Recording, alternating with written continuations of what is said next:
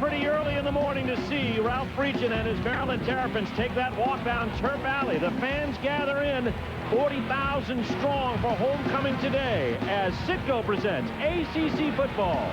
Jefferson Pilot Sports presentation of today's game, the homecoming battle between the Maryland Terrapins and the Duke Blue Devils from College Park.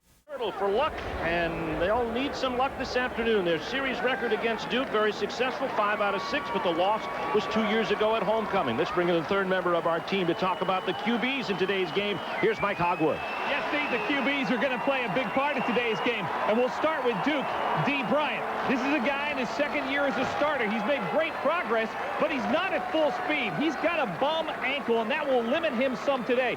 But he may have had a breakout game last week against Wake Forest, where he ran for 2 touchdowns, threw for another one. A lot rests on his shoulders today. Now for Shaun Hill, the quarterback of Maryland, he's playing his 3rd offense in 3 years. He's getting better every week.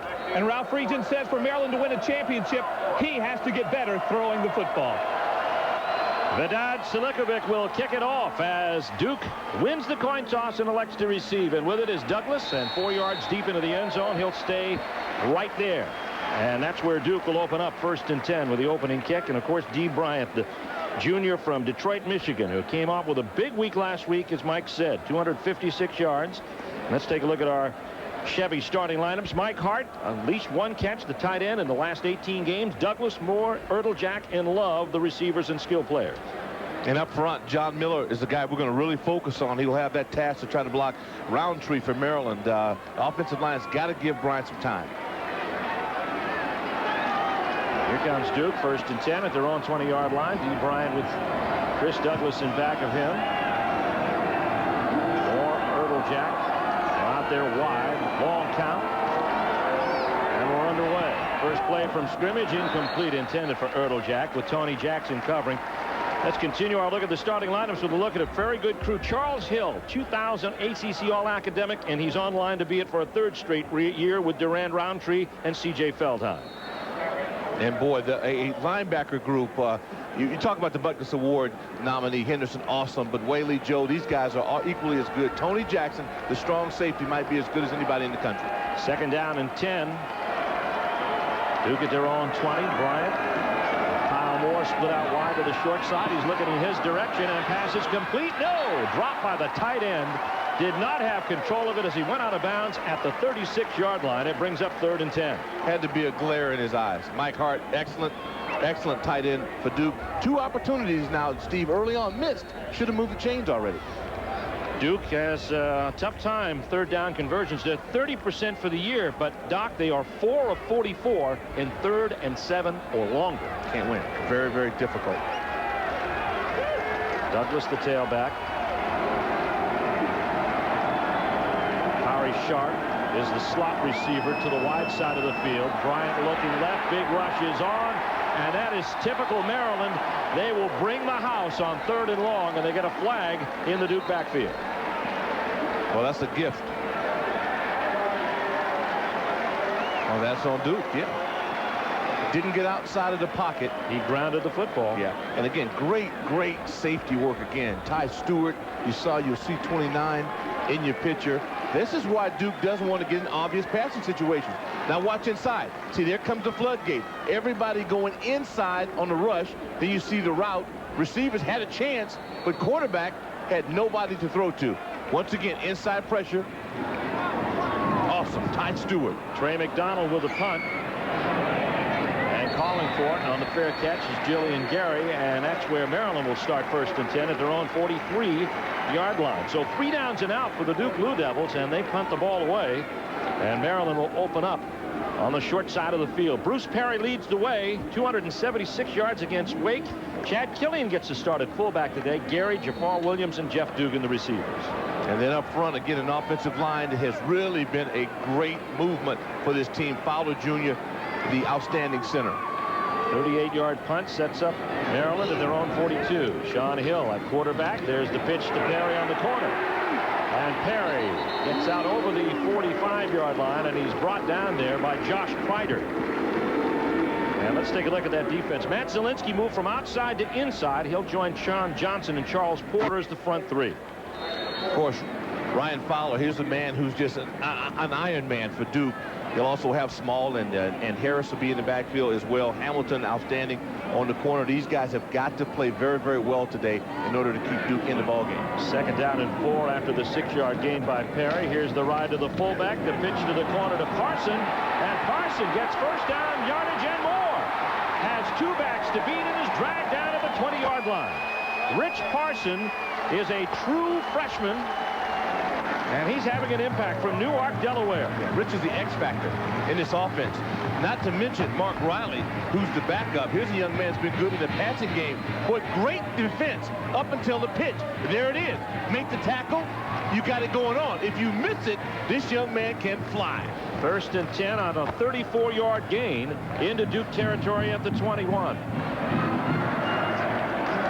Here comes a handoff to Perry. Big opening off left tackle. Ryder can't catch him. Hamilton finally rides him down to the 5-yard line. And it's a 16-yard gain for Bruce Perry. Steve, part of us would all like to play linebacker at some point of our career. Well, here you go. Right in your living room. Great double team block. Man on man. Good back makes linebacker miss. Great back scores. This guy's super. He nearly did. Done it all on the ground, Doc. 53 yards in 3 plays, including the 33-yard end around by Rich Parson. I like Perry. You know, Perry wants to get his numbers back up following Georgia Tech. Only 59 yards against the Yellow Jackets. 1st and goal from the 6. Perry headed down to the 2 and then runs into a wall. And leading the way inside there was Jamian Small, who had 20 tackles a week ago against Wake Forest. They stop him after a 3-yard gain. Big Lamar Bryant, another one of those 300-pounders up front for Bruce Perry. I like Bruce a lot. I felt like Bruce was nicked up against Georgia Tech, but yet he never mentioned it. He just continued to play, and that's the mark of an outstanding football player. So far, Doc, 3 carries, 26 yards. 2nd down and goal.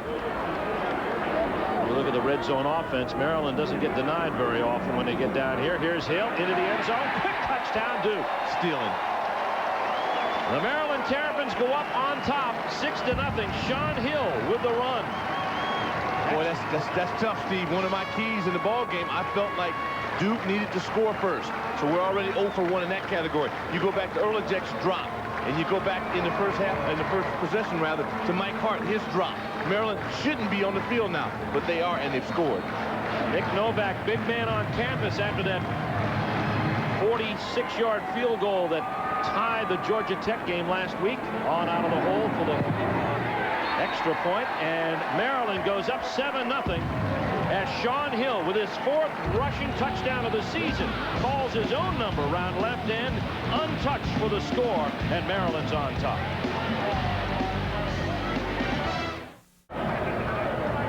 There's Sean Hill. He's phoning the booth. All runs that play, and the best one executed by him at the end from 2 yards out, capped a 5-play march in 58 yards. Hill's 3-yard touchdown run puts Maryland up on Duke 7-0. Give Rich Parsons a lot of credit. He had the key run, the option. 31 tackles. 31 yards, and there's the kick by Silikovic, and it sails out of the end zone. And let's take a look at Doc's keys to the game. And the first one was to score first. Well, that didn't happen. Well, that's out. Yep, but there are other things that need to happen. Yeah, that is out. Load up against the run. And that's out. Now, special teams have got to step up and make a big play. And all you can do is hope and see if that happens. But you got to have an idea. As we go to the Maryland Terrapins, here's a group that's got to come out and just stay so focused. That's the one thing they've got to do is be focused. 1st and 10. Duke at their own 20. Once again, Chris Douglas has yet to touch the football. Hand off to Douglas, and not much running room there. And Charles Hill is the man who gets in and gets the first snare of the tackle. And let's take a look at Maryland's keys, Doc. Well, force a turnover. 1st and 2nd down, they've got to get, some passing success and crank up the crowd. Well, the crowd is cranked up, and we're going to find out they didn't have to throw in that first possession, and that defense sooner or later gets after you. 2nd down and 7. Charles Hill leads the defensive line in tackles. Blitz is on. Douglas gets away from it. And then again, Hill pulls him down for actually a loss to the 21. Well, now make it 63 tackles for a loss for this defense. Coach Blackney did a great job in conveying the attitude to this group. Fundamentally sound. They apply pressure. They don't sit back and wait for things to happen. They force things to happen. They like to get in that zone blitz. They'll bring it on 3rd down and long always, but sometimes when they bring it early, they can really get penetration on a play. It's 3rd down now and 9. Bryant in an obvious passing situation throws complete to Erdeljak. 1st down for Duke at the 41-yard line. It's a gain on the play of 21 yards. That's what they have to do.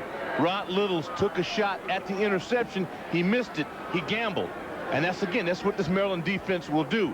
But give credit where credit's due. Ball's right on the money. If Erdeljak, if he does this in the opening possession, who knows? Maybe Duke scores. Then we get a chance to watch him. Now watch the sweet spot. Ball right there. Wow. He turns his shoulders upfield. Good, clean operation. Great camera work. 1st and 10 from the 40-yard line.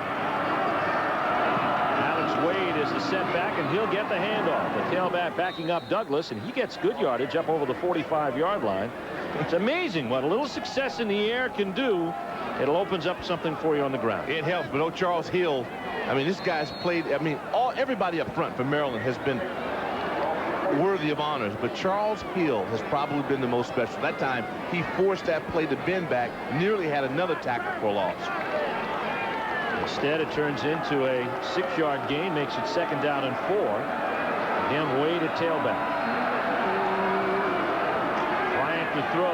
4-man rush, steps up. Pass complete to Kyle Moore. And he is in Maryland territory at the 43-yard line. Great patience. Dee Bryant didn't panic. You know, the inclination, you think, well, do I run this? No, let it develop. It's a lot easier on your body. Little X game up front by the Terrapins defensively. See, he stepped up. He saw a big number 42 in his face. That'll make you throw that football. E.J. Henderson. Look at Kyle Moore's numbers, 5 receptions on the year. Got to get more numbers. He's got 3 career touchdowns. 1st and 10, pass to the flats, and a miscommunication on the pattern. Pass intended for Landrum. That's Centerio Landrum, the redshirt freshman from Sweetwater, Alabama. Let's take a look at some of the Maryland superlatives on defense. This is the fewest allowed since 1980. They lead the ACC in rushing yards, turnover margin. That's the one there, brother. Oh, boy. 14 in the last 2, as a matter of fact. Last 3 games. That's what rattles your cage, because it gives the offense an opportunity to score. 2nd down and 10 from the Maryland 44.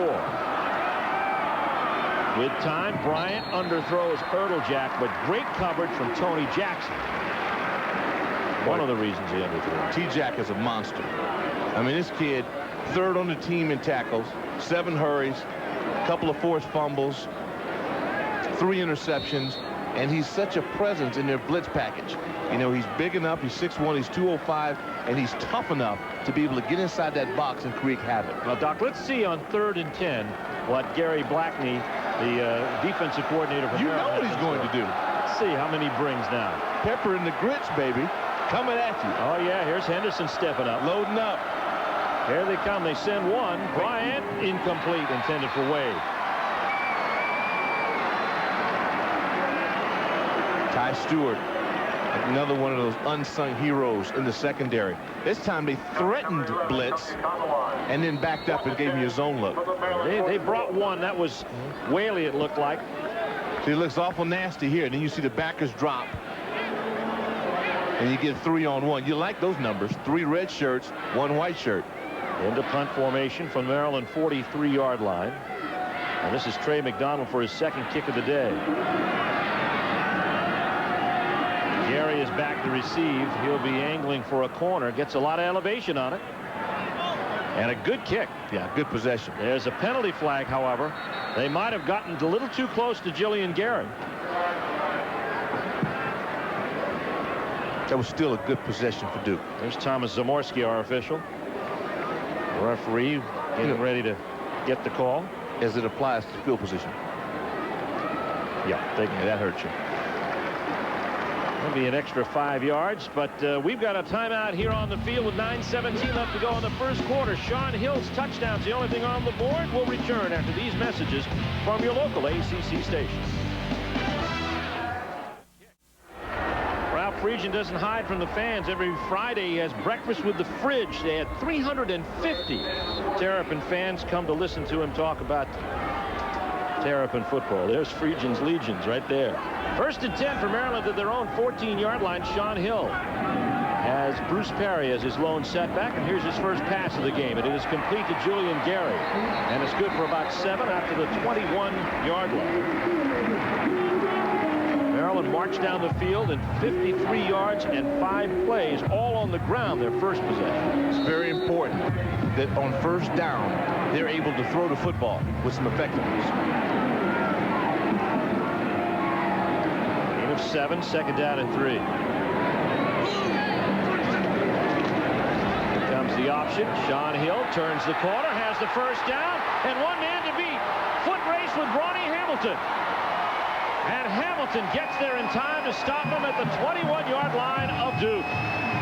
Amazing. This kid is 221 pounds.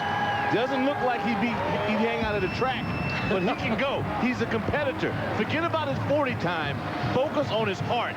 Now watch the option again. What you're looking for is an alleyway, and there it is. See? Now he got a lane there, unobstructed. And that's the key.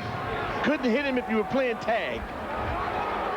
1st and 10 at the Perry, digging for about 3 yards inside the 20 at the 18. Well, we talk about wardrobe. Maryland in all red. Mike Hogwood tells us why. Well, they have a Terp council, a 10 members of this team advising Coach Friedgen.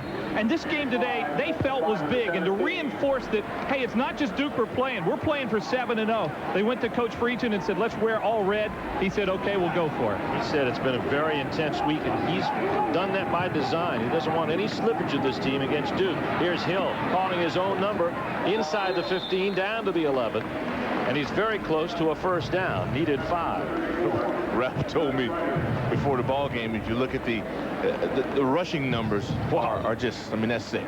that right there, folks, that's sick. What he told me was that, you know, we're wearing this red. And I told the kids, we'll do it, but you better win.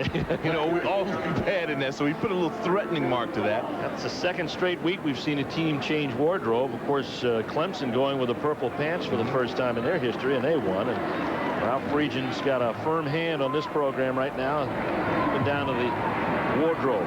1st down and 10. They're inside the 12-yard line. Here's Bruce Perry. Explosive. Into the end zone. Touchdown, Maryland. Yeah, now that's a big-time short run. Elusiveness, power, and determination to get to the end zone. Now that's a big-time running back. Bruce Perry. 12-yard touchdown run, and for Perry this season, that's his 8th career touchdown run. And you've got to have a sense of urgency. When you get in the red area and you get that ball in your belly, buddy, you have to explode through people. Nick Novak getting ready for the point after out of the hold of Brooks Bernard. Maryland Terrapins look like they mean business today. So Bruce Perry from 12 yards out, his 8th score of the year, and the Maryland Terrapins have rolled up a 2-touchdown lead on their homecoming guests from Duke. 14-0, the Maryland Terrapins have a 2-touchdown lead on the Duke Blue Devils. This scoring drive, another 5-play march, this time 86 yards. Silikovic gets ready to kick it off. Chris Douglas looking to return one today, but it will not be this time. Fans, JPSports.com has the coverage you want. No one knows the ACC like JP Sports, and we bring the information to you right there online. Tune in each week for previews of upcoming games, broadcast information, and lots of other exciting features. For the inside scoop, log on to JPSports.com. Steve Martin, Doc Walker, Mike Hogwood here, and there's Bruce Perry, who scored the game's 2nd touchdown. Right now, Maryland with 132 yards on the ground. They're averaging 15 yards a carry in their first 9 plays from scrimmage.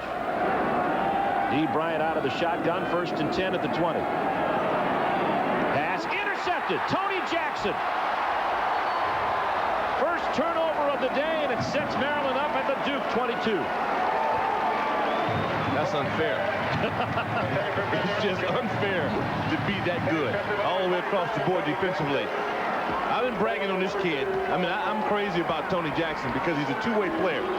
Physical against the run, and he'll show you here. See that? He read the eyes, stepped in, made the right catch with his hands, and then tried to make the highlights.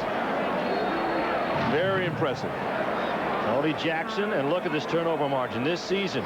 Plus 15. How about that? Yeah, those are numbers. Again, that's how you win. And they're in the red zone with this interception. 1st and 10 at the 22. No rest for Sean Hill. One play, and he's got it back again.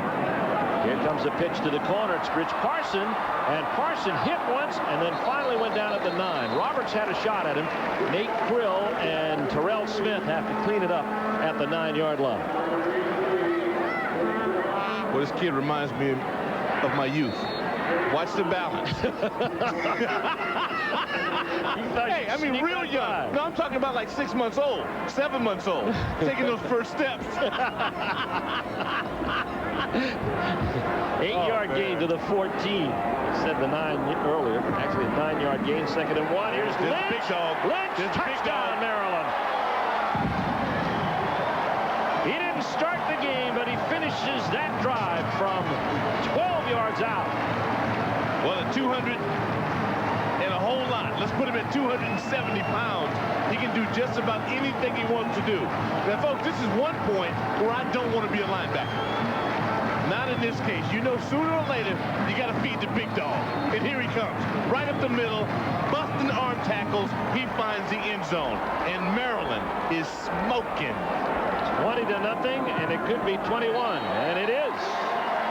As Nick Novak puts it through the uprights, and the Maryland Terrapins strike quickly. After the Tony Jackson interception, it only took them 2 plays, and James Lynch carried the mail from 14 yards out. Well, even the big dog can use a little help, and it's up front. Lamar Bryant that time steamrolling up front. Watch the leg drive. I mean, it helped. Now watch up front. See, there's the lane you're looking at. Now watch this. He gets right through the hole, gives you a little cut, a little shake and bake by the big dog. Oh, man. They're having fun with it. And offensive football, when it's done right, it's a lot of fun. I mean, it really is. And not at anyone's expense. It's what you work for all week long. 6 days of preparation so that plays work. And Carl knows. No, he knows, because they had a big second half last week against Wake Forest. He had some experience. He experienced success on offense. It's nothing like it.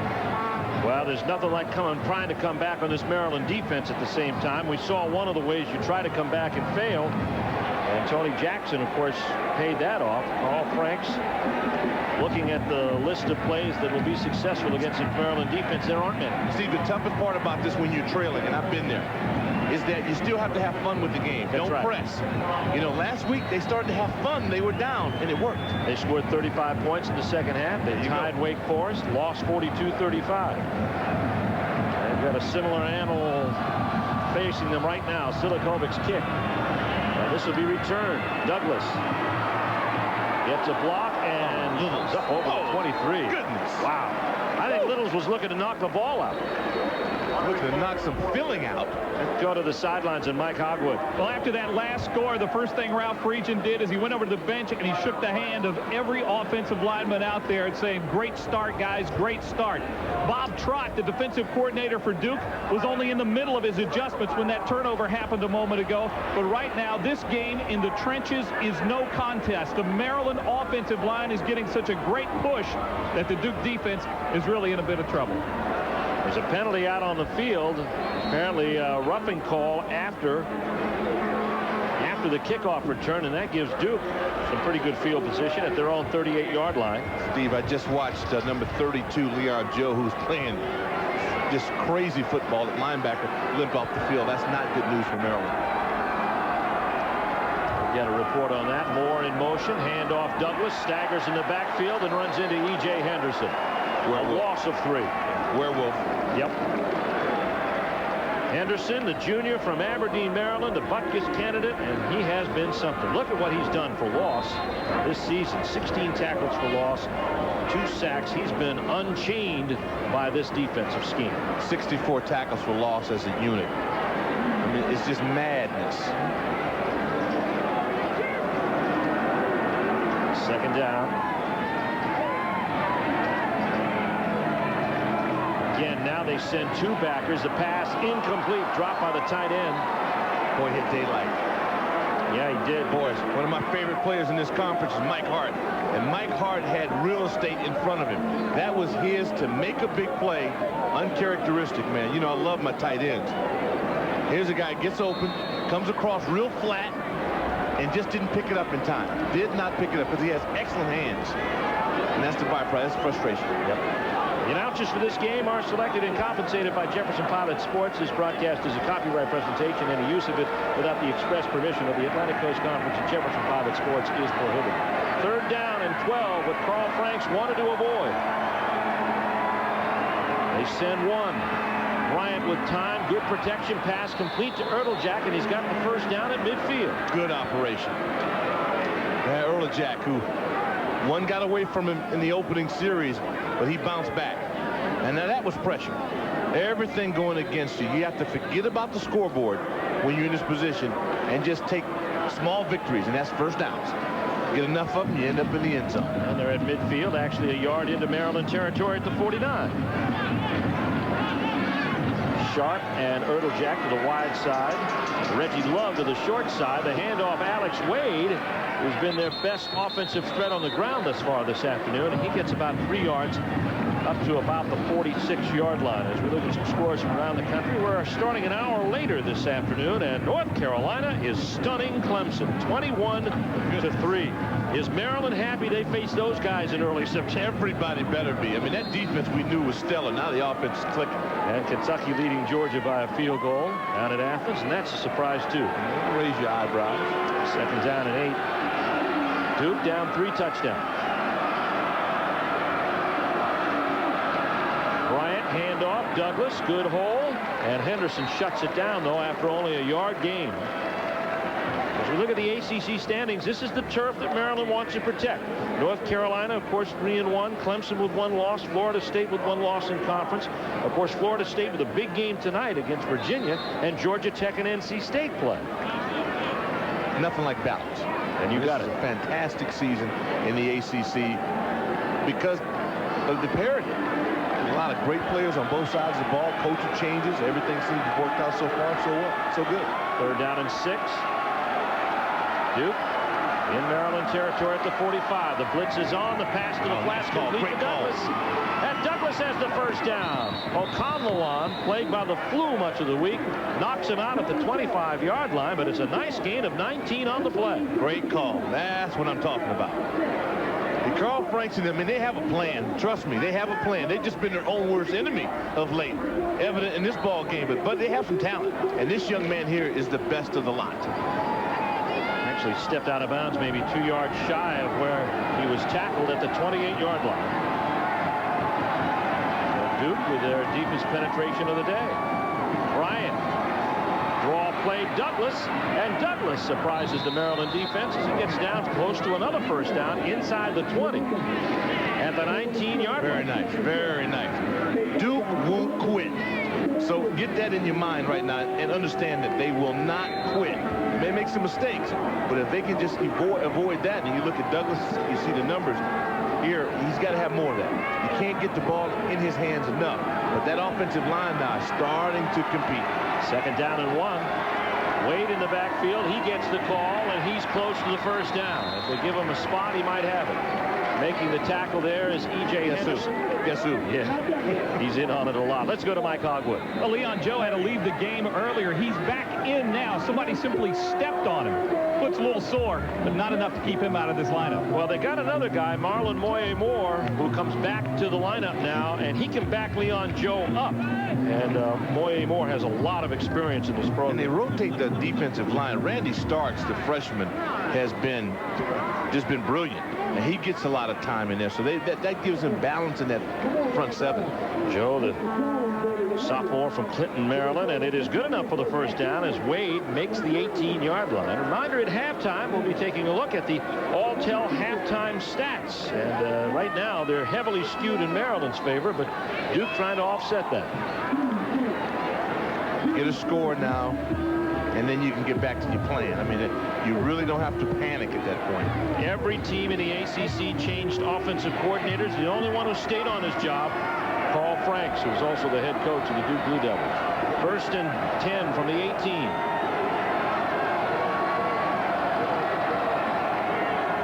takes the handoff, steps inside right guard, and gets down inside the 15 to the 13.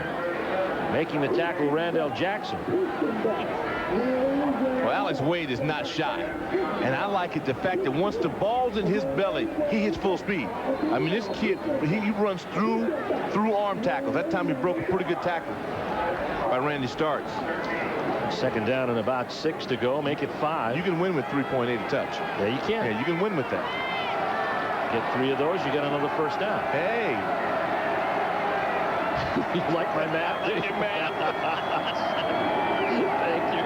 Here's Bryant, pass complete. It's the backup tight end. This time it's Nick Brzezinski from Livonia, Michigan. He's a sophomore, and he's got enough to keep the chains moving.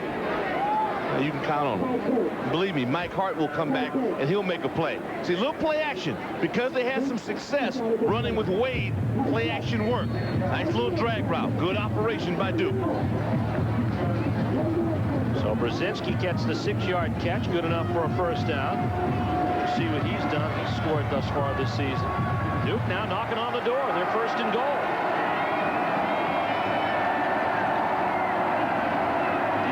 Checks off as E.J. Henderson plays a few games with him, and he blitzes. Hot pass to the corner. The ball is incomplete.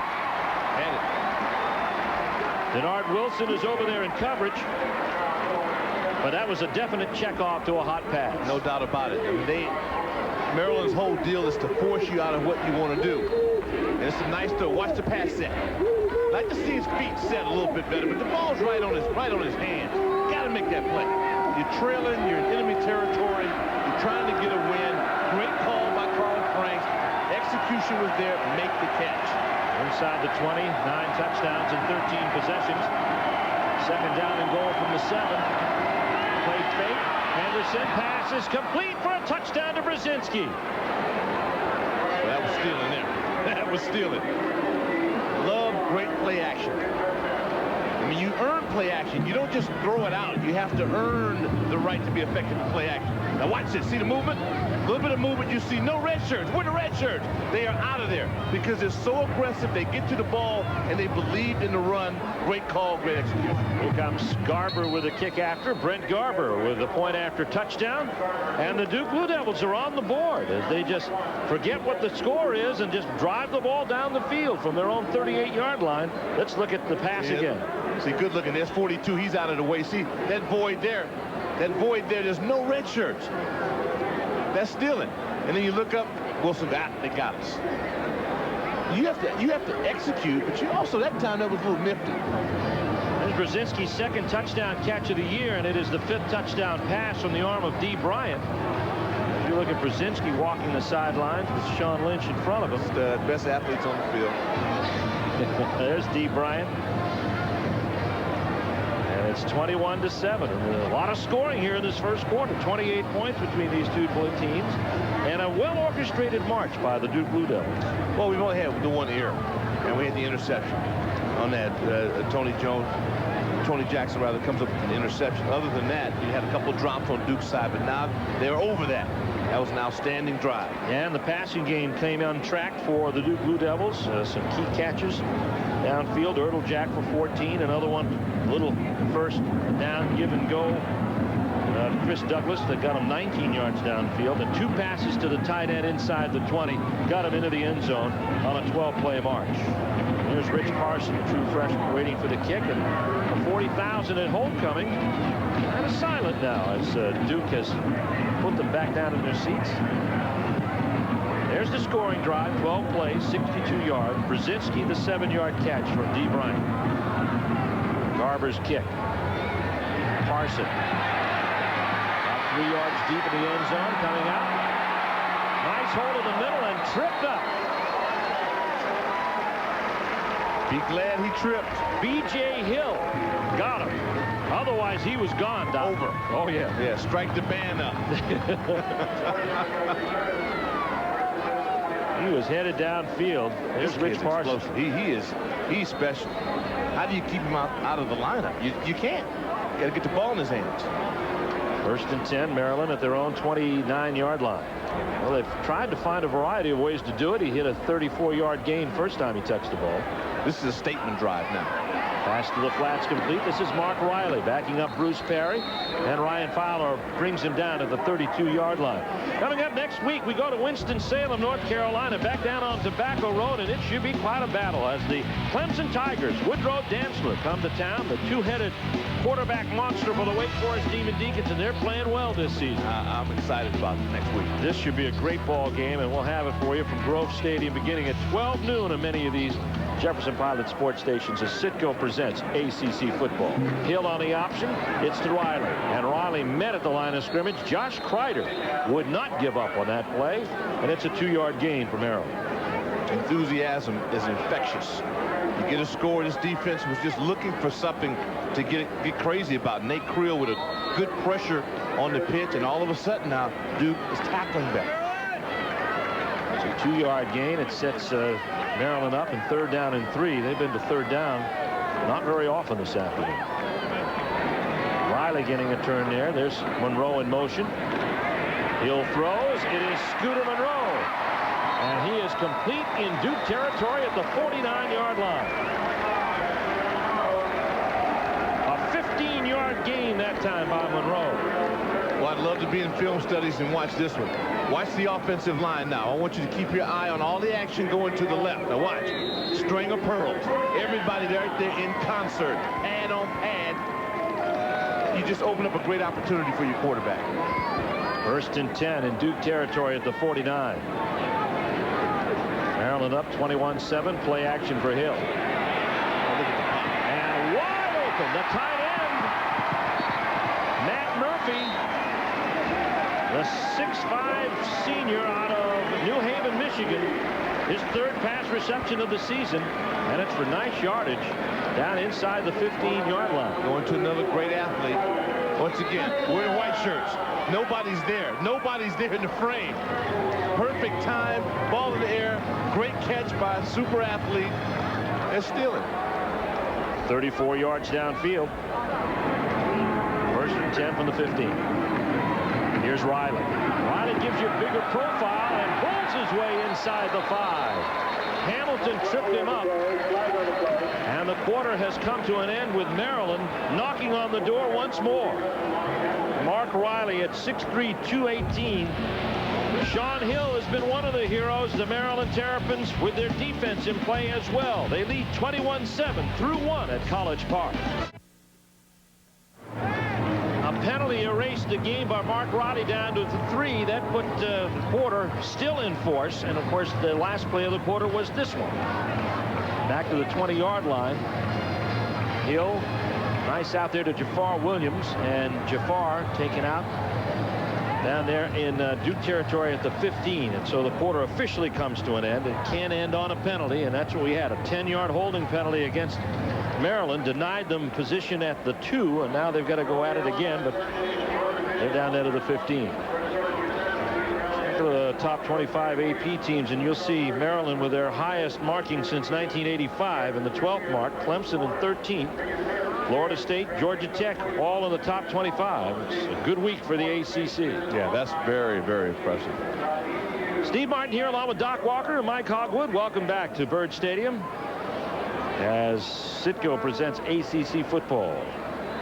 Maryland Terrapins, their last title was the last time they were this successful, 1985. And they're looking to build on that success. They're the first team in the country to become bowl eligible, one of the first.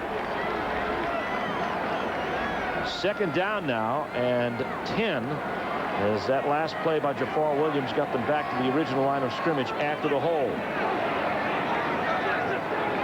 Back to throw Hill.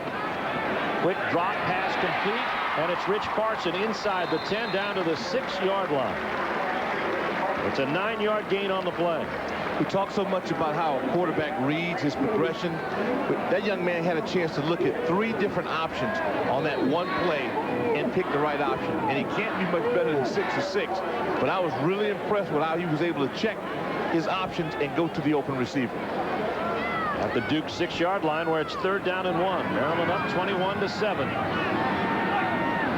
Spindler in motion. The handoff goes to Riley, and Riley Breaks one tackle, but Terrell Smith and Charles Porter and Josh Kreider make sure he goes no farther. He's got the first down, however. Riley is different dimension than Perry. Watch the steamrollers right here. Watch that surge. You see that surge? Buddy, that's 4 yards right there. You untouched. Boy, that's getting it done. Crawford, Bryant, Fowler on that right side. First and goal from the 4. Hill has time. He's got his tight end, Dugan, for the touchdown. Man, this is too much. Dugan, Murphy, Hart, Brzezinski. These 4 super athletes all in one game. I don't know if I'll be able to handle this for an entire game. Tight end deluxe, and our second touchdown by a tight end. This one in a Maryland uniform. And Jeff Dugan scores for the first time this season on only his 4th pass reception of the year. When you have a power game, then you can add deception, and you catch people off guard. Great throw on the run, super catch, good operation for the Terps. Novak getting a lot of practice this afternoon, and he splits the uprights for the 4th time today. The Maryland Terrapins extend their lead to 21. Second touchdown pass of the day for Sean Hill, as Hill hits his tight end Jeff Dugan in the end zone. And with 14:01 left in the second, it's Maryland by 21. Around the League is presented by Geico Direct. Last year in Chapel Hill, Woodrow Dantzler left the game with an injury, and freshman Willie Simmons threw 4 touchdowns as the Tigers beat the Tar Heels 38-24. Homecoming in Death Valley today as North Carolina comes calling. Another action today. Georgia Tech hosting NC State, Florida State and Virginia tonight, and they face off in Charlottesville. And the early returns from Death Valley show Carolina at last report up 21-3. Regions Legions are happy because Maryland is up 28-7. A minute into this second quarter, and Sean Hill is struck through the air on an 8-play march. Hill with his first touchdown pass of the day. He's run one in for a score, and he was perfect on that drive. Dugan, the tight end, catching a 7-yarder, but Hill was 6 for 6 and 79 yards. So Hill having a good day. There's the kick by Silikovic, and it comes down now to Douglas at the 4. Chris Douglas bounces outside. And he's driven out by Littles, Rod Littles, at the 25-yard line. As we take a look at your first quarter stats, and look what Maryland has chalked up on the ground, Doc. Yeah, that's sick. 163 yards the hard way. And of course, they came back that time with really what you have to call a statement drive. Yeah, and I believe that when your team is scored on, you go out on that offense, you get that kickoff return.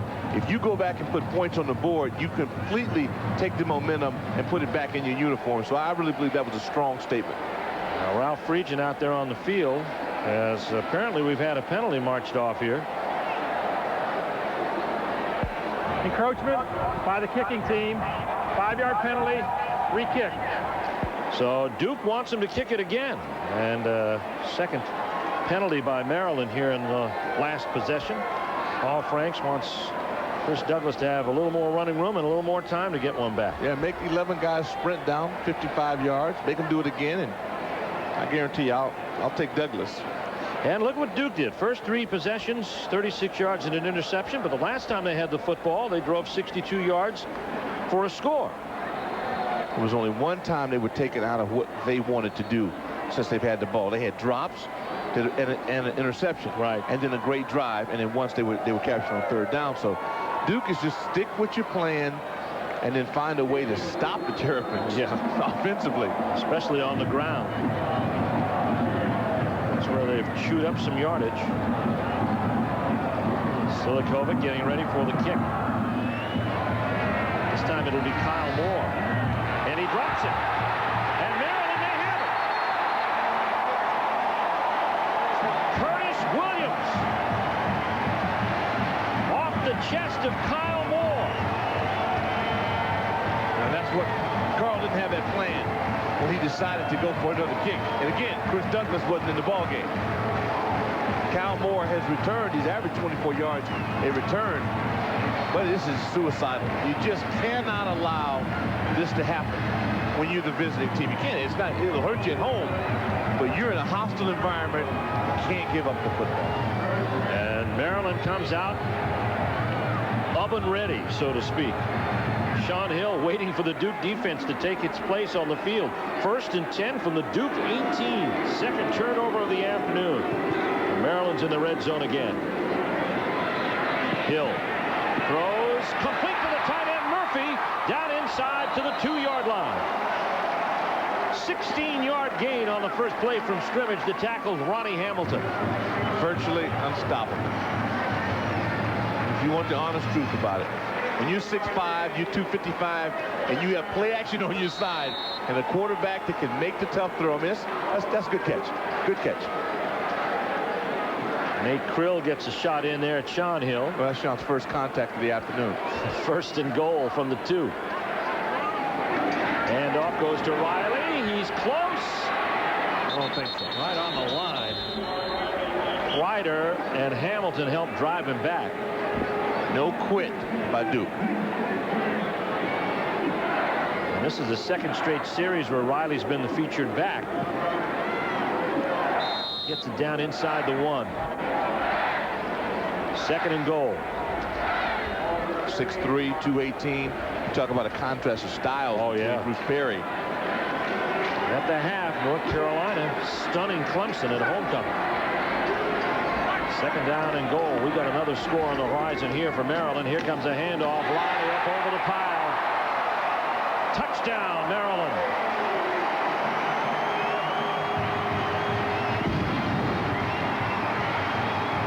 Talked about this young man's size at 6'3", 218, but he also has some ups.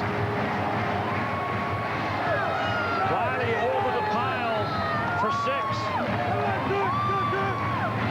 And Maryland getting business done this afternoon at homecoming, up 34-7. 1-yard touchdown run. That's Riley's first of the day. And Novak with the kick. Mark Riley up over the pile for his 5th touchdown of the year. Watch it here as Maryland pushes their margin 35-7. We'll return after these messages from your local ACC station. What's the worry?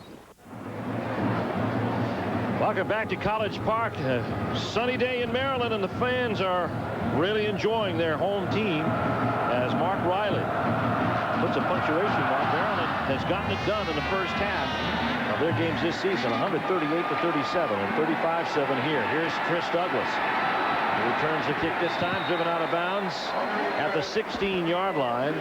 Andrew Henley, backup linebacker, comes up for the tackle for the Maryland Terrapins. So the hill is a little bit higher that Duke has to climb over now, thanks to their turnover on the kickoff return. And there's Dee Bryant down 35-7. We try to emphasize the importance in holding on to the ball for Duke.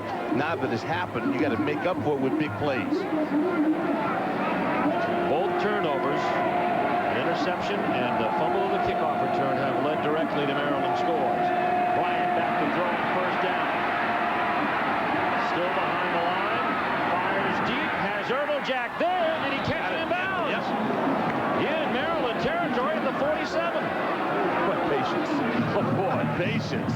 and what discipline by Bryant to stay behind the line. Hey, I panicked. I'm up here with nobody chasing me. I thought, man, you got to get rid of this ball.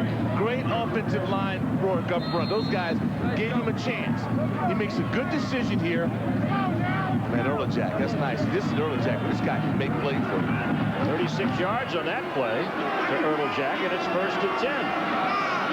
Duke at the Maryland 48. Hand off Douglas. Nice cut inside. And E.J. Henderson and Mike Whaley bring him down, but it's at the 43-yard line. It'll be a gain of 5. Let's go to Mike Hogwood on the sideline. Well, one player not in is Tony Ekonlawon. He's having a great season, 5 interceptions, but he got hit in the head. And he's not feeling real good. They don't want to take any chances at all, not with the score 35-7. He may have seen his last action today. Ekonlawon's been battling the flu all The week. flu over. It's tough. You get your bell rung. Yeah. Well, he's a good one. 5 interceptions, 3rd in the NCAA and 1st in the ACC. Perseverance. Perseverance. Here's Bryant. 2nd down and 5. Pass incomplete. It's intended over there for number 82. That's Lance Johnson.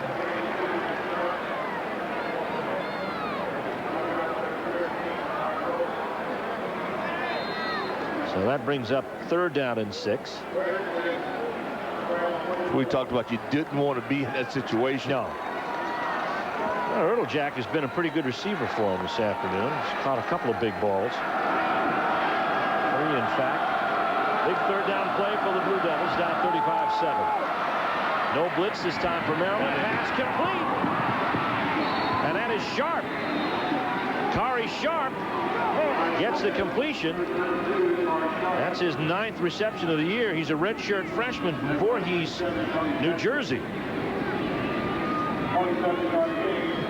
Well, it's easy to see why the staff is so high on Dee Bryant. I mean, this kid, he's been banged up, but he has poise, puts the ball right on the money, and that offensive line is highly impressive. And we've seen Maryland dog people with their pass rush. Here's Duke in the red zone again. Alex Wade after the 47-yard hookup to Sharp, and he gets 5 more yards, hard-fought yards down to the 10-yard line.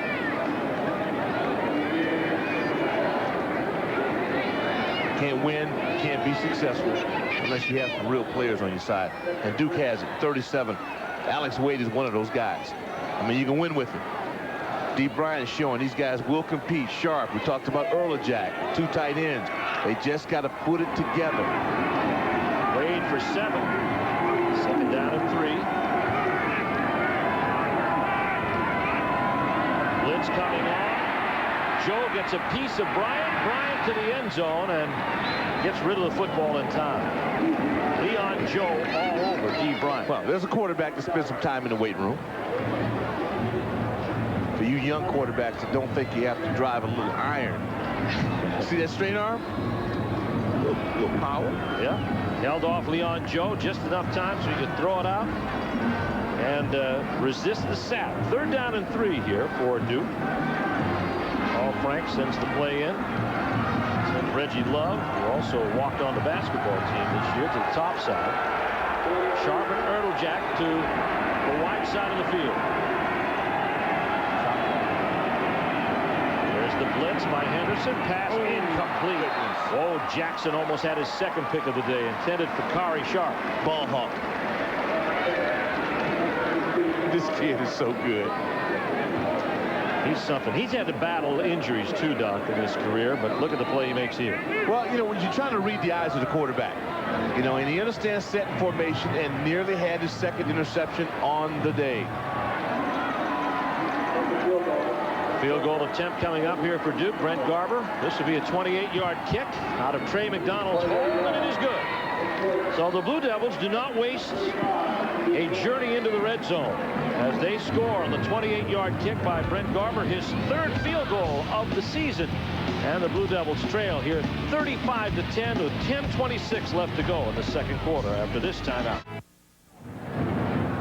Welcome back to College Park as Duke is set to kick off after a nice 8-play march of 73 yards, capped by a Brent Garber field goal of 28 yards. It's a stay focused no matter what the circumstance drive.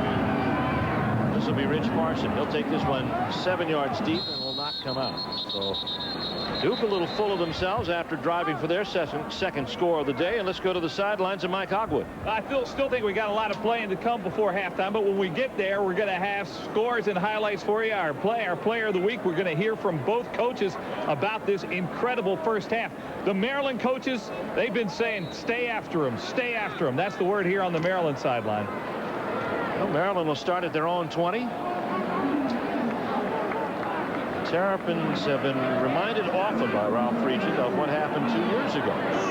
Well, the Blue Devils have got to step this thing up, man, and make some plays. Here's Hill on the option, and Hill going for more big yardage. He had a 57-yard gain in the first quarter. This one gets him out to the 45-yard line, another 25. Well, they're not listening to me.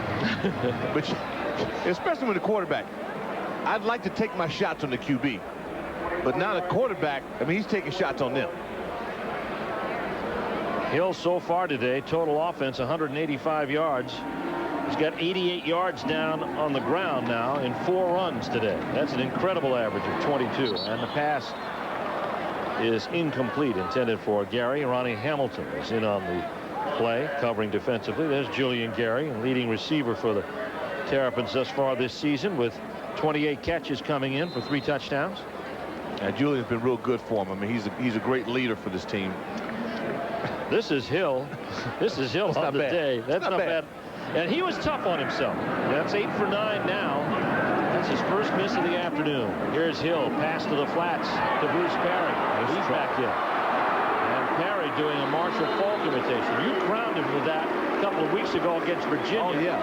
And he gets down to the Duke 43. I don't just throw that out. No. Love Matt Crawford, too. One of my big boys at tackle. See, they get a little timing right. Then you see Bryant. They come out and watch the contact right there. The big boy just engulfs the defender. And all you got to do is give Perry just a little bit of room. He'll make something big happen. 1st and 10 at the 43-yard line of Duke. Play fake for Hill. It's been very effective. Pass to the tight end Dugan, who scored once today. B.J. Hill drives him out of bounds at the 26-yard line of Duke. And it's going to be a 17-yard game. And what can I say? I know what you're going to say. Well, I'm just saying. I mean, you love the tight end. But these guys do a lot of blocking. They don't often get the ball thrown to them a lot, but they're capable of it. And it just makes your offense go. So Hill connects on 2 straight passes, has 1st and 10 at the 26, calls his own number. That might have been a busted play, but he still makes it work for about 3 yards. Charles Porter is in on the tackle. You know, and Hill's got some pretty good size to him. Oh, he does. Big man, 221 pounds. I watch the offensive linemen really on both sides of the ball. I just like to take them all out for a big dinner, just watch them eat, and then pass that check to our producer, Scott Snyder, and let him cover it. Be working a few extra Sundays for that one. I think it'd be good for the kids. Yeah. 2nd down and 7. Sean Hill back to throw. Has a man open. That was Perry. And coming over to cover is Anthony Roberts. Anthony did a real good job on that. He read it well. Kind of baited Sean right into this throw. There you see 42. Anthony Roberts. Sean kind of kept his eyes on it. Well, that's a play you want to make. That would have been a very difficult catch. But they've got to make these kind of plays. Sophomore from Henrico, North Carolina, who had an interception return for a touchdown against Wake last week. Here's Maryland. Seldom on 3rd down, but successful both times, and make it 3. So what do? Go to the tight end. There you go. Down to the 13-yard line. And it's a 10-yard game. Incredible how high a percentage you're working with. Like 98% success rate. 1st and 10 at the Duke 13-yard line, and Maryland is threatening again to push into the 40s. For Williams. Julian Gary, the wideouts. Here's Hill. The pitch to Perry. And Roberts knocks him out of bounds. He stepped out at the 10. Okay, guys. It's a gain of about 3.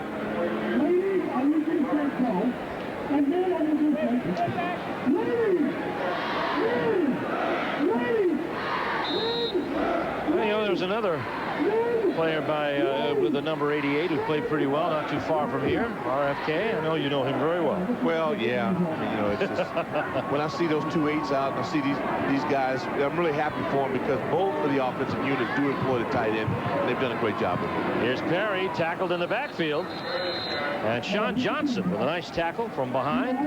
That's what Duke needs. There's Matt Murphy. Now, those are the numbers that count. Did you have these kind of numbers down? Yeah, I had them for career. It was career numbers. But you just got to get them any way you can. You know, you get a hold of them. You know, our producer led you into that. Well, track. it's about winning, though. I mean, these kids, if they catch 9 or 10, it's about wins. And then that's where Maryland, you have to like what they're doing. 3rd down and 7 from the 10. They need the 3. Hill, longest 3rd down approach of the day. The pass to Perry, complete. And he's got the 1st down inside the 1. Man. He knew he'd be hit. You talk about a courage. It takes a lot of courage to make this catch. Anybody that's ever played the game in the backfield, you know what I'm talking about. This swing here, this is a rib cage hit. And he knew it would come. Super hands, great effort. Knew as soon as he had to reach down for that football. Lynch is the fullback. Mark Riley comes in, and Hill will try to push it in from the 1. Put it on Fowler. Melvin Fowler, of course, the center. Touchdown. Sean Hill, second of the day. Late call from the linesman, puts it into the end zone for the Maryland Terrapins. Big Melvin in the middle. Melvin's quite a story. He's a great kid. 50-year senior out of Wheatley Heights, New York. Look what he had to endure. So close, and they could never get over the hump. Here's the point after by Nick Novak, and it is good. And that's his 7th kick after touchdown this afternoon. 6th, actually, as Novak makes it 42-10 with 6:50 left to go, as Citgo presents ACC football here from College Park in Maryland. 11 plays, 80 yards. And, of course, Ralph Friedgen. In his wildest dreams, Ralph Friedgen couldn't have imagined his tenure at University of Maryland would begin in this fashion. Tremendous excitement in this program at where we're at right now. I think we have to realize that it's only 6 games. We have, 5 more games to go. We're only at the halfway point. So, I'm trying to keep my feet on the ground and stay very focused. Well, that focus has to maintain. This is a dangerous game for Maryland, and he knew it coming in. He wanted them to be very intense in practice this week. Regents Legions have got him going, but this is a saddle game, a big game last week against Georgia Tech, and next week looming on the schedule is the showdown they've wanted to test themselves against all season long, Florida State. I talked to I would rather have Florida State now. Yeah. Have to get the kids into that. This was a scary game so far. He's done a great job, along with his staff, in preparation. But look at Troy State. They beat Mississippi State, so they're all scary. No, they're no easy scary games. And look what happened last night to Fresno. You got to go to Carter Finley. Yep. I mean, that's tough. Clemson here is tough. Troy State, we talked about them, and of course, the Seminoles. So no cakewalk, but it shouldn't be easy. No. But they can do it. I mean, that's the thing about it. They believe it. They can do it. Making believers out of everybody this afternoon. Here's Douglas on the bounce. And Douglas gets bounced around as he crosses the 20. Tackle made in on the play by Kevin Eli, among others. It's a 12-yard return. Here's more of what's happening around the country. They're just underway in the 3rd quarter at Death Valley, North Carolina, 21-3. John Bunting's team played 3 top 6 teams in the first 4 weeks. Watch number 7. This is why it takes tremendous courage to be on teams. What a hit. 1st and 10. Duke on their own 23 out of the shotgun. 42-10 our score. Bryant with time, lets it go downfield, and he had Douglas. Yeah, great read. Yep. Douglas came open a little late. E.J. Henderson in the middle. They got tangled up, and D. Bryant had enough guts to wait in there, take a hit, and read it. So from the 23, they start again on 2nd down and 10, and there's E.J. Henderson. Now he's a pro. He's a pro. He's something. He can just might as well go ahead and book his daytimer down the road to block Sundays off. He'll be working. He's got another year to go. Oh, I know. I said down the road. He'll be working. 78 tackles so far coming into this game today. 2nd down and 10. The Duke Blue Devils from their own 23. The pitch out to Wade. Wade turns the corner, and it shuts down, but not before he's got another 5 yards. Aaron Thompson delivered the first hit, and Durand Roundtree. And also Charles Hill getting up. A good piece of blocking up front. Maryland is not a team. They're not very easy to get around the corner on. Most defensive units that are exceptional don't give up that outside shoulder. Very tough to beat on the perimeter.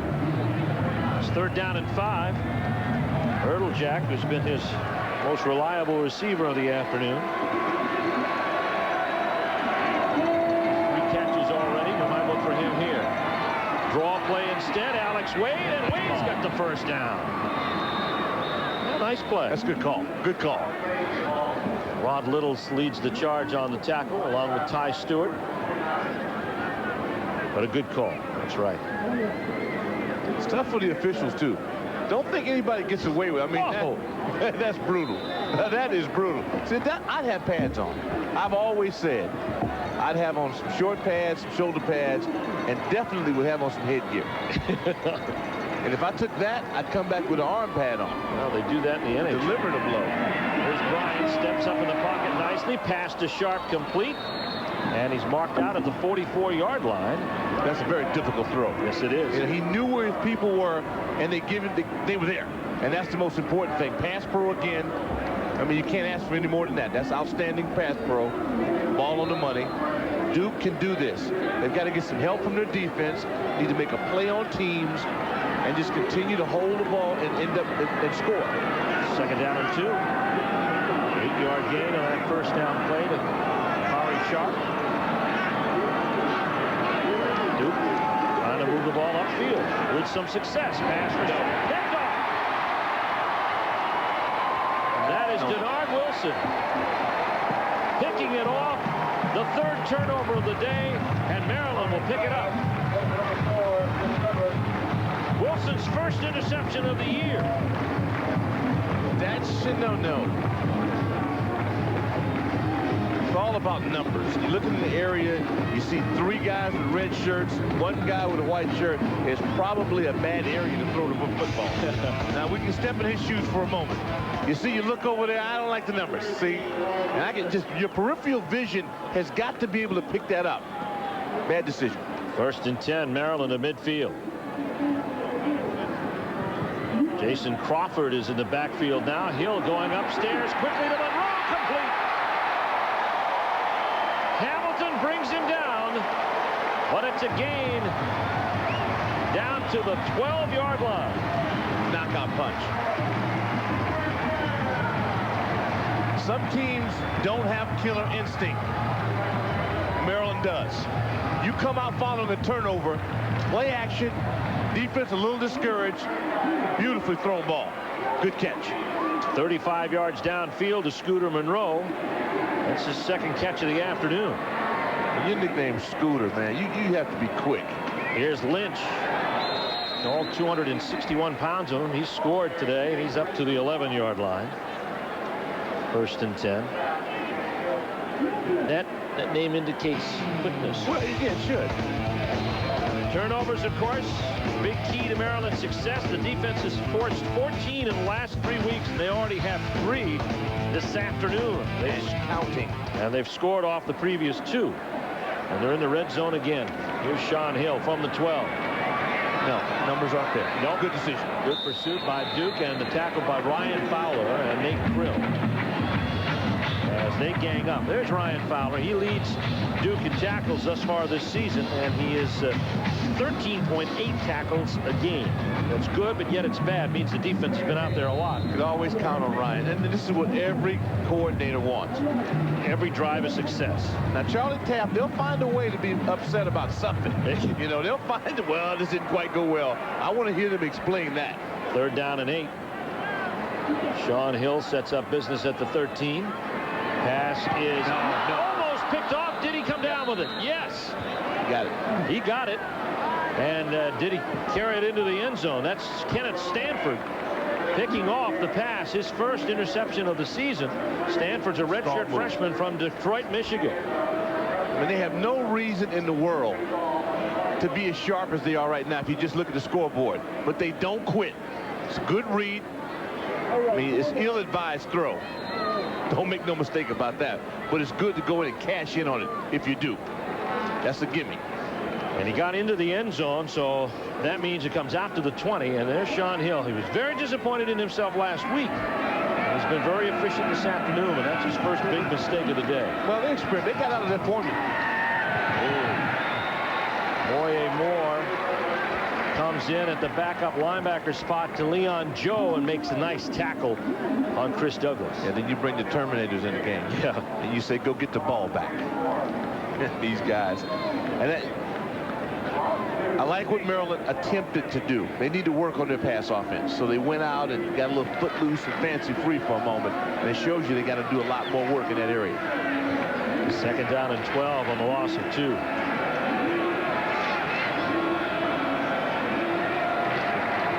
Bryant to throw. 4-man rush. Pass complete over the middle to Chris Douglas out to the 25. It'll be a gain of about 7 on the play. With 2:44 remaining, we've got a timeout here on the field called by Maryland. Terrapin's not leaving anything to chance here. Want a chance to get another possession before the first half ends.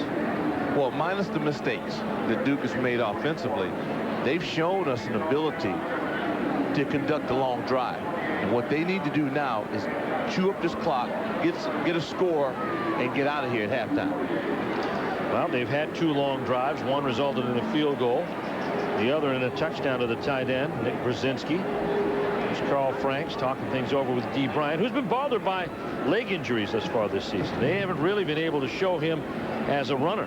There's Maryland, 42 points, the most in a half since 1984. And in the early 80s, when Bobby Ross was coach here and that man was his offensive coordinator, Maryland was a dominant force in the ACC.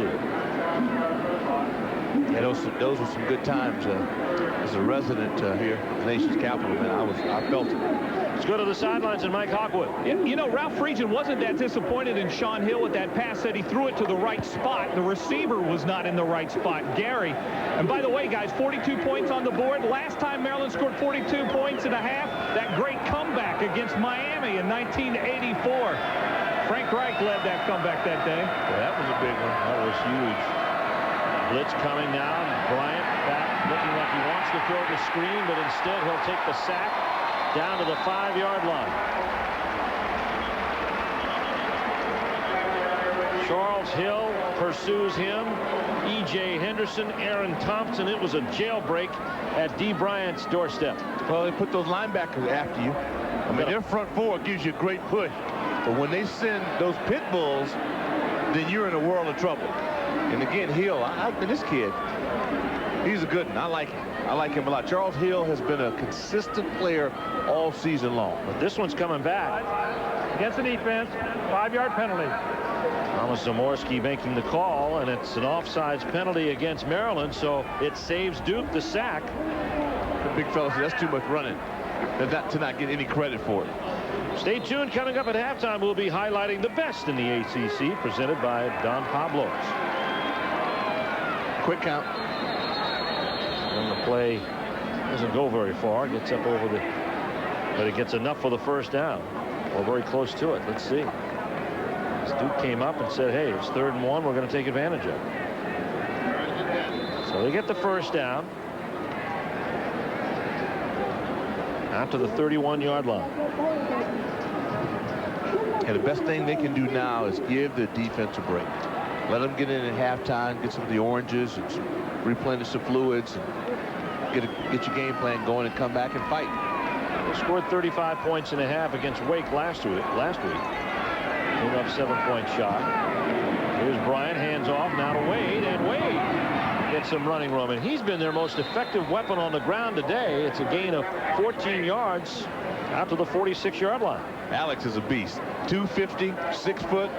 And again, what I like most about this kid is the moment that ball is snapped, he can get from 0 to 60 in a minute. I mean, he's popping out at you. He's full speed ahead by the time he breaks the line of scrimmage. Only 20 carries, Doc, prior to today. Today he's got 8 carries, 46 yards. Here's Bryant to throw, and it is almost picked off. Tony Jackson nearly got another one, intended for Reggie Love.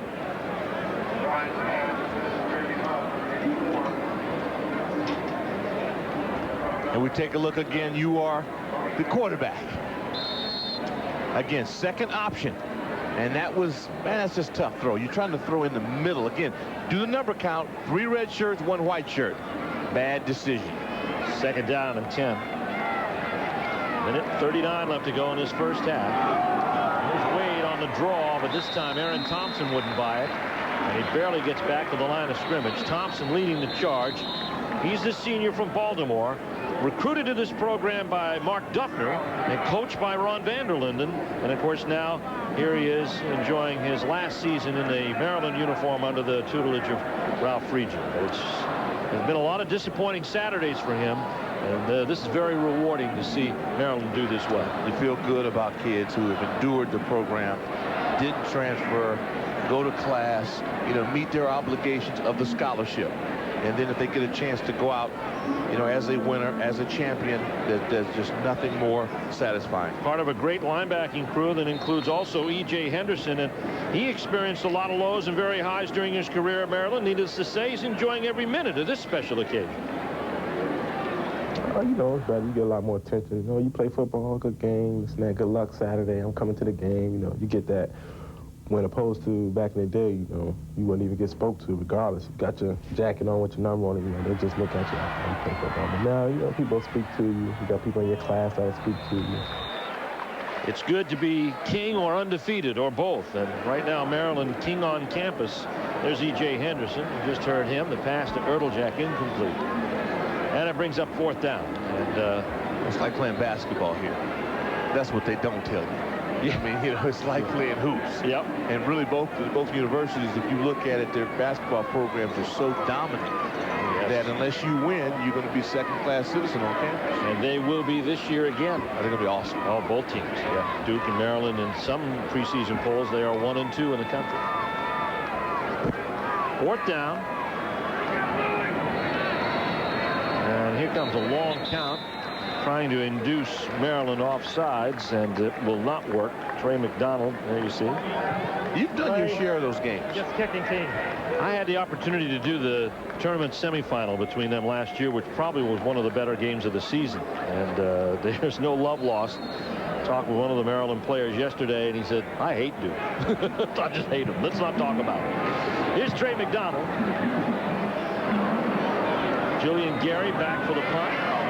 Oh, yes, but Derek Lee would not buy it. And flattens him down at the 10-yard line. It's a 50-yard punt and no return, and with 1:16 left to go. Maryland armed with a timeout. Let's take a look at this play and see if there's a face mask. I thought he had a little bit of the headgear. I just like the move. Oh yeah. He's got his hand on the grill. Good to know. But you know, you talk about an inadvertent hold. He may have touched it and got rid of it. Got his hand right off. To his credit, he did. All right, 1st and 10 from the 10-yard line. Hill back to throw.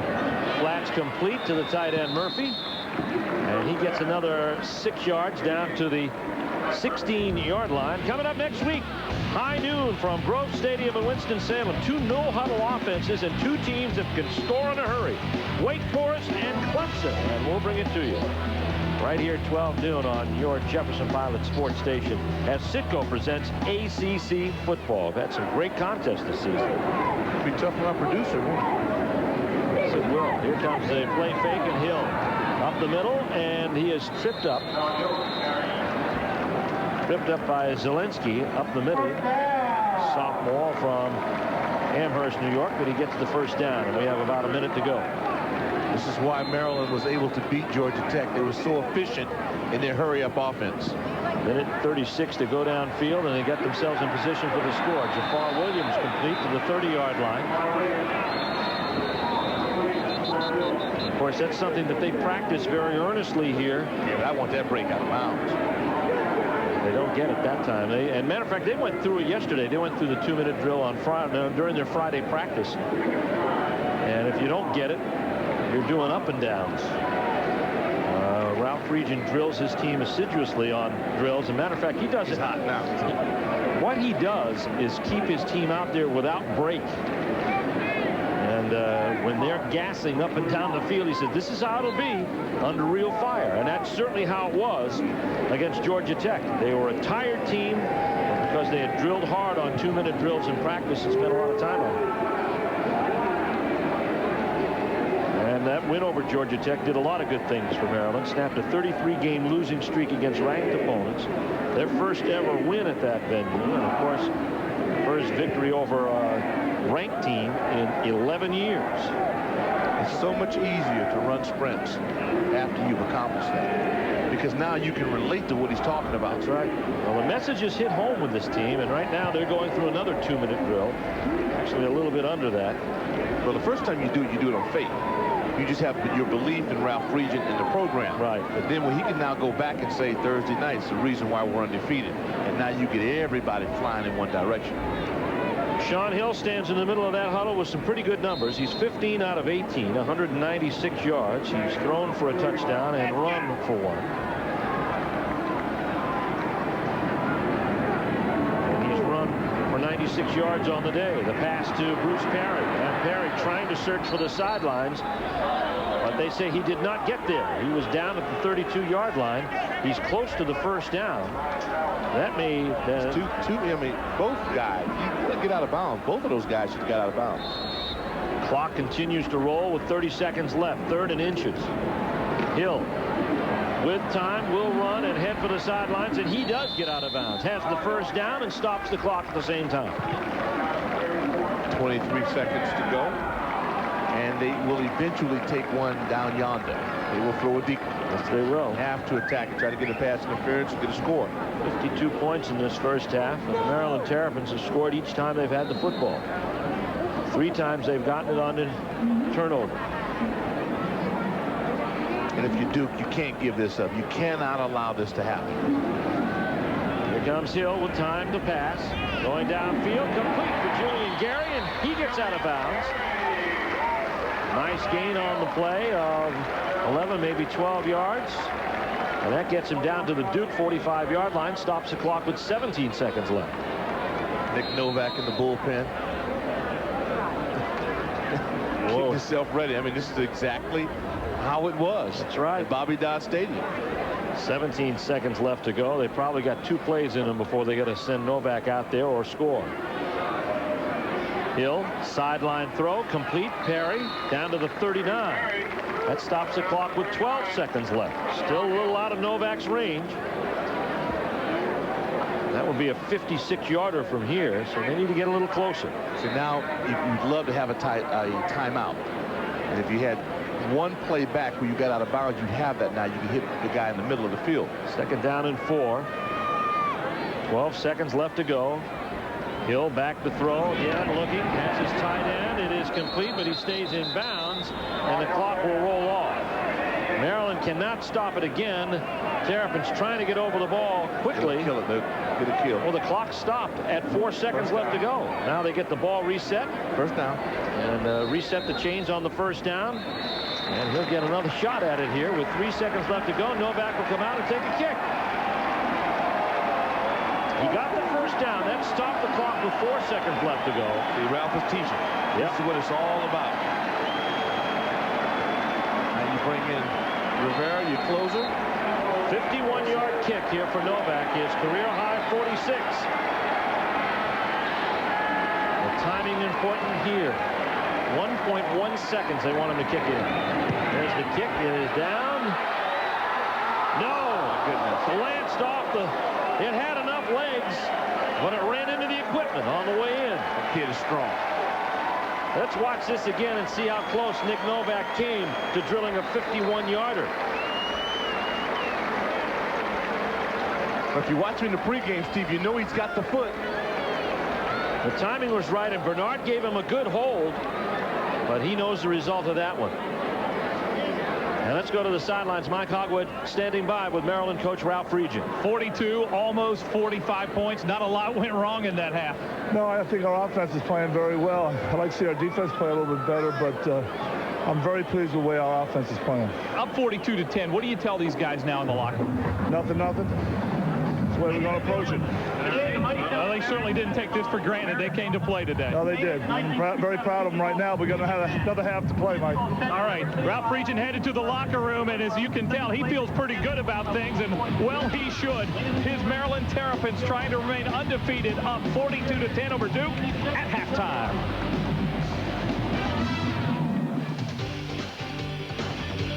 ACC football is brought to you by your local Carolina Jeep dealers, official vehicles of the Carolina Panthers. Jeep, there's only one.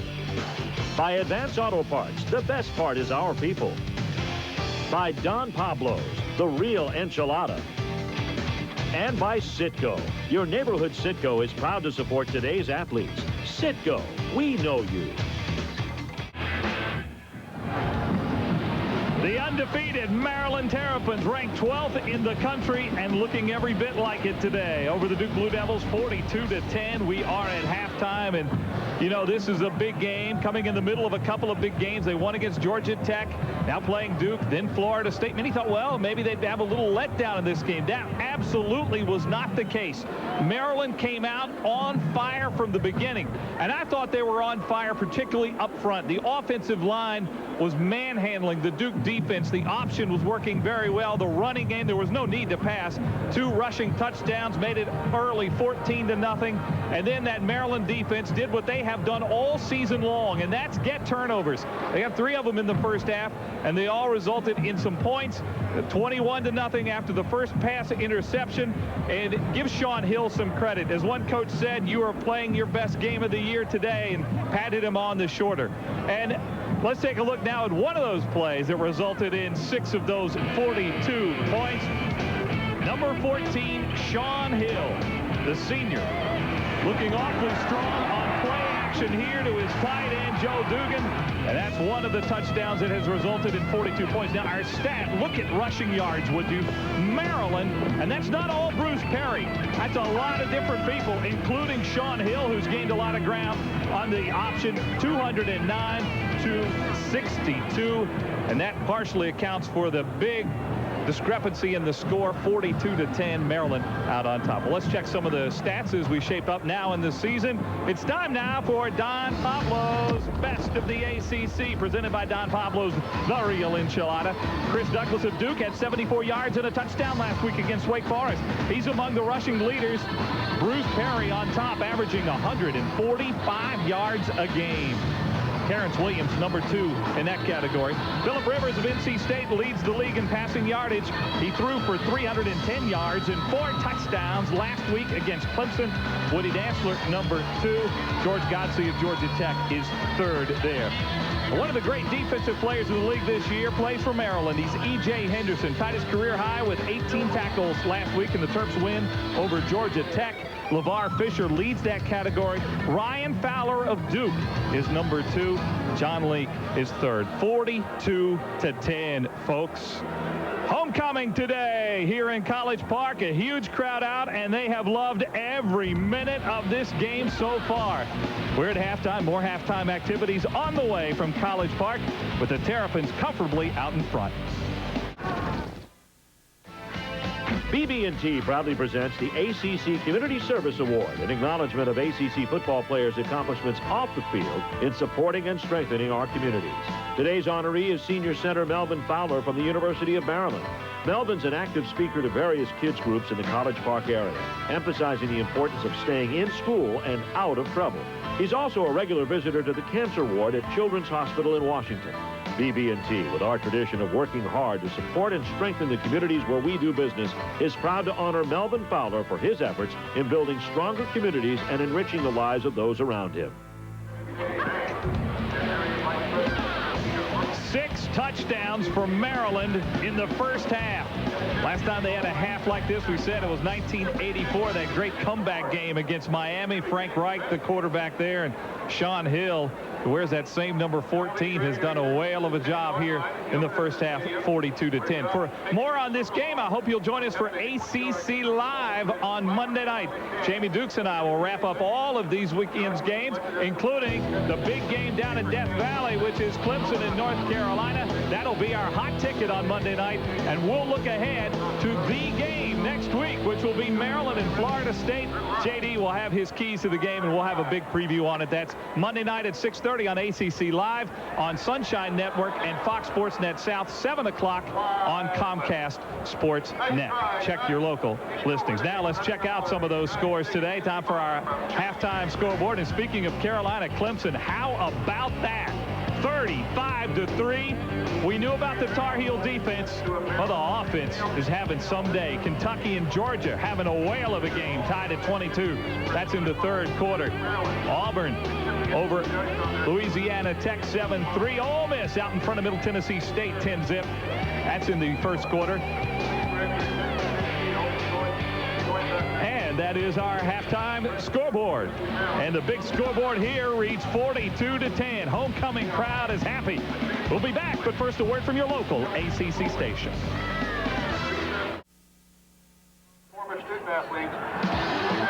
BB&T presents the ACC Player of the Week. And this week, the honor goes to Woodrow Dantzler of Clemson. The senior quarterback had a record-setting performance last week in a 45-37 win over NC State.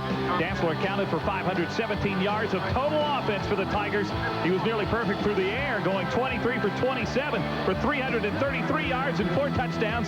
He also ran for 184 yards and 2 TDs for his spectacular performance. Woodrow Dantzler is our BB&T ACC Player of the Week. And, well, this is their 50-year anniversary. We're going to talk to some of these guys who have to be excited about what's going on with this Maryland football team. We're going to talk to them coming up in the third quarter. I want you to hang around for that, as I know they will have some insight as to what another former Maryland Terp, Ralph Friedgen, has done.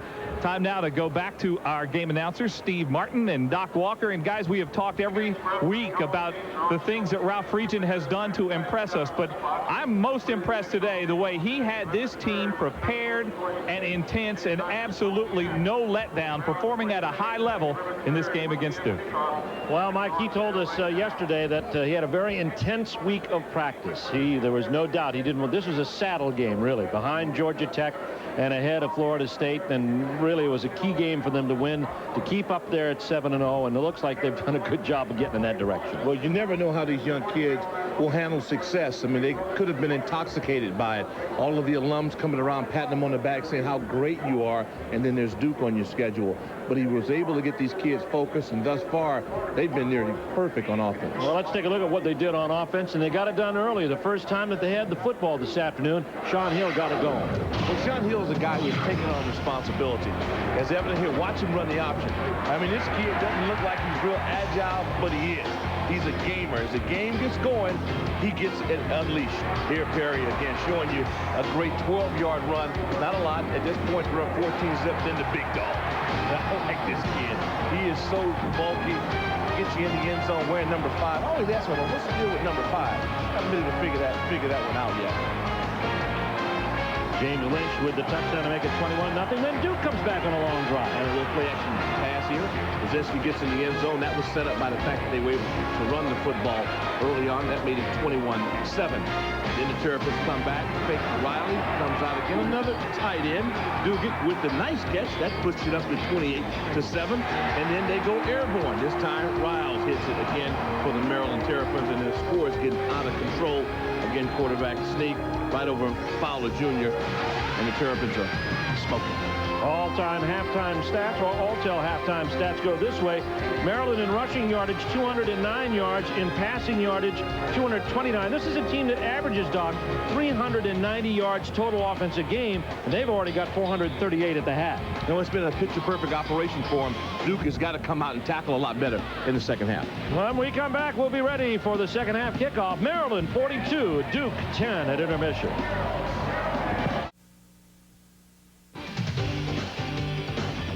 ACC football is being brought to you by Alltel.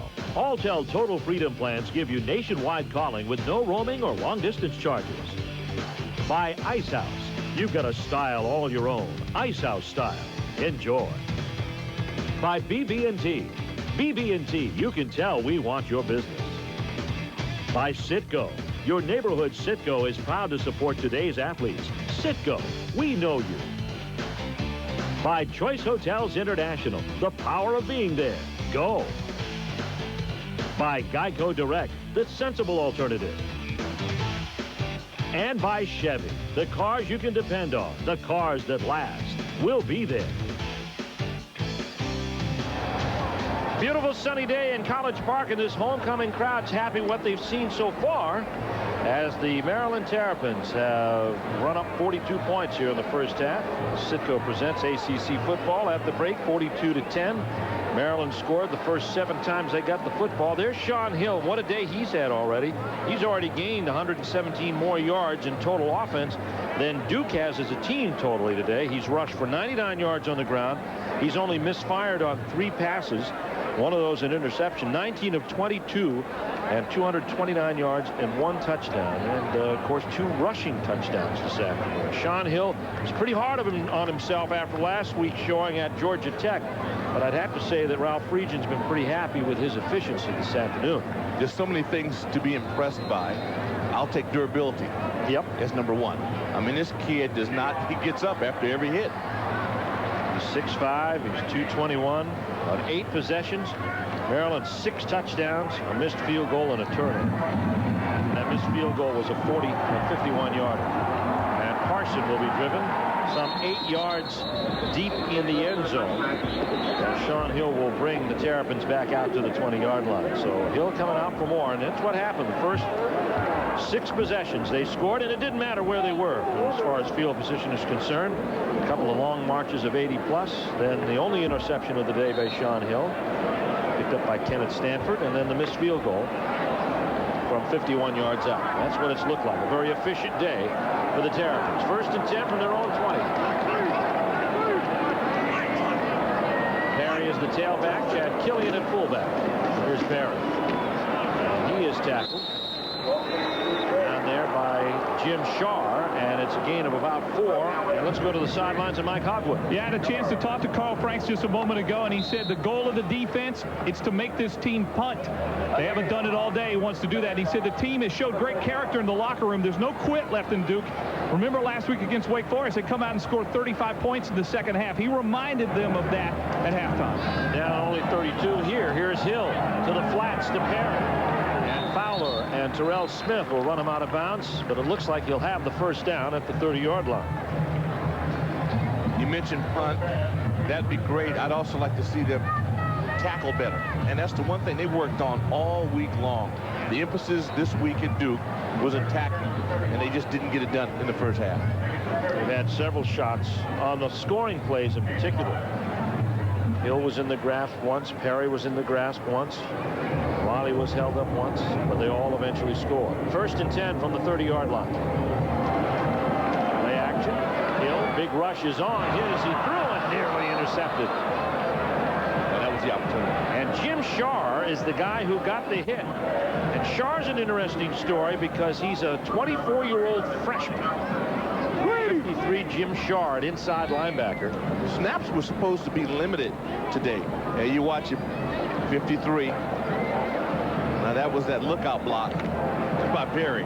Shar played 6 years of baseball and then decided to use his college football eligibility when he was a senior at Erie Cathedral Prep. He was recruited by Notre Dame, Penn State, and Nebraska, but decided on baseball instead. Now he's playing linebacker for Duke. Here's Hill, and here's Charles Porter. Right there with the sack, driving back at the 23-yard line. Known as a senior from Columbia, Maryland. I wish I knew why. What makes the difference? And I'm sure the coaching staff at Duke is trying to figure out. For whatever reason, the Blue Devils are into this now. I mean, you have their attention.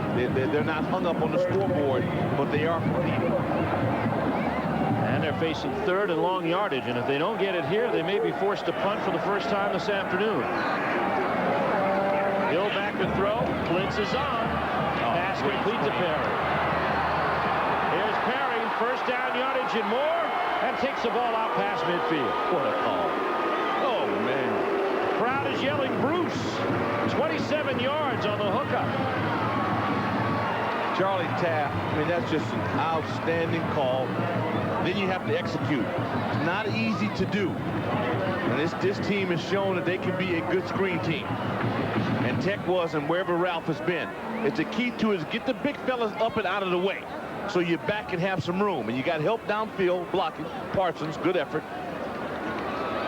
Hill on the option. Perry to the corner. Roberts misses, but Krill comes from behind and stops him after a 5-yard gain.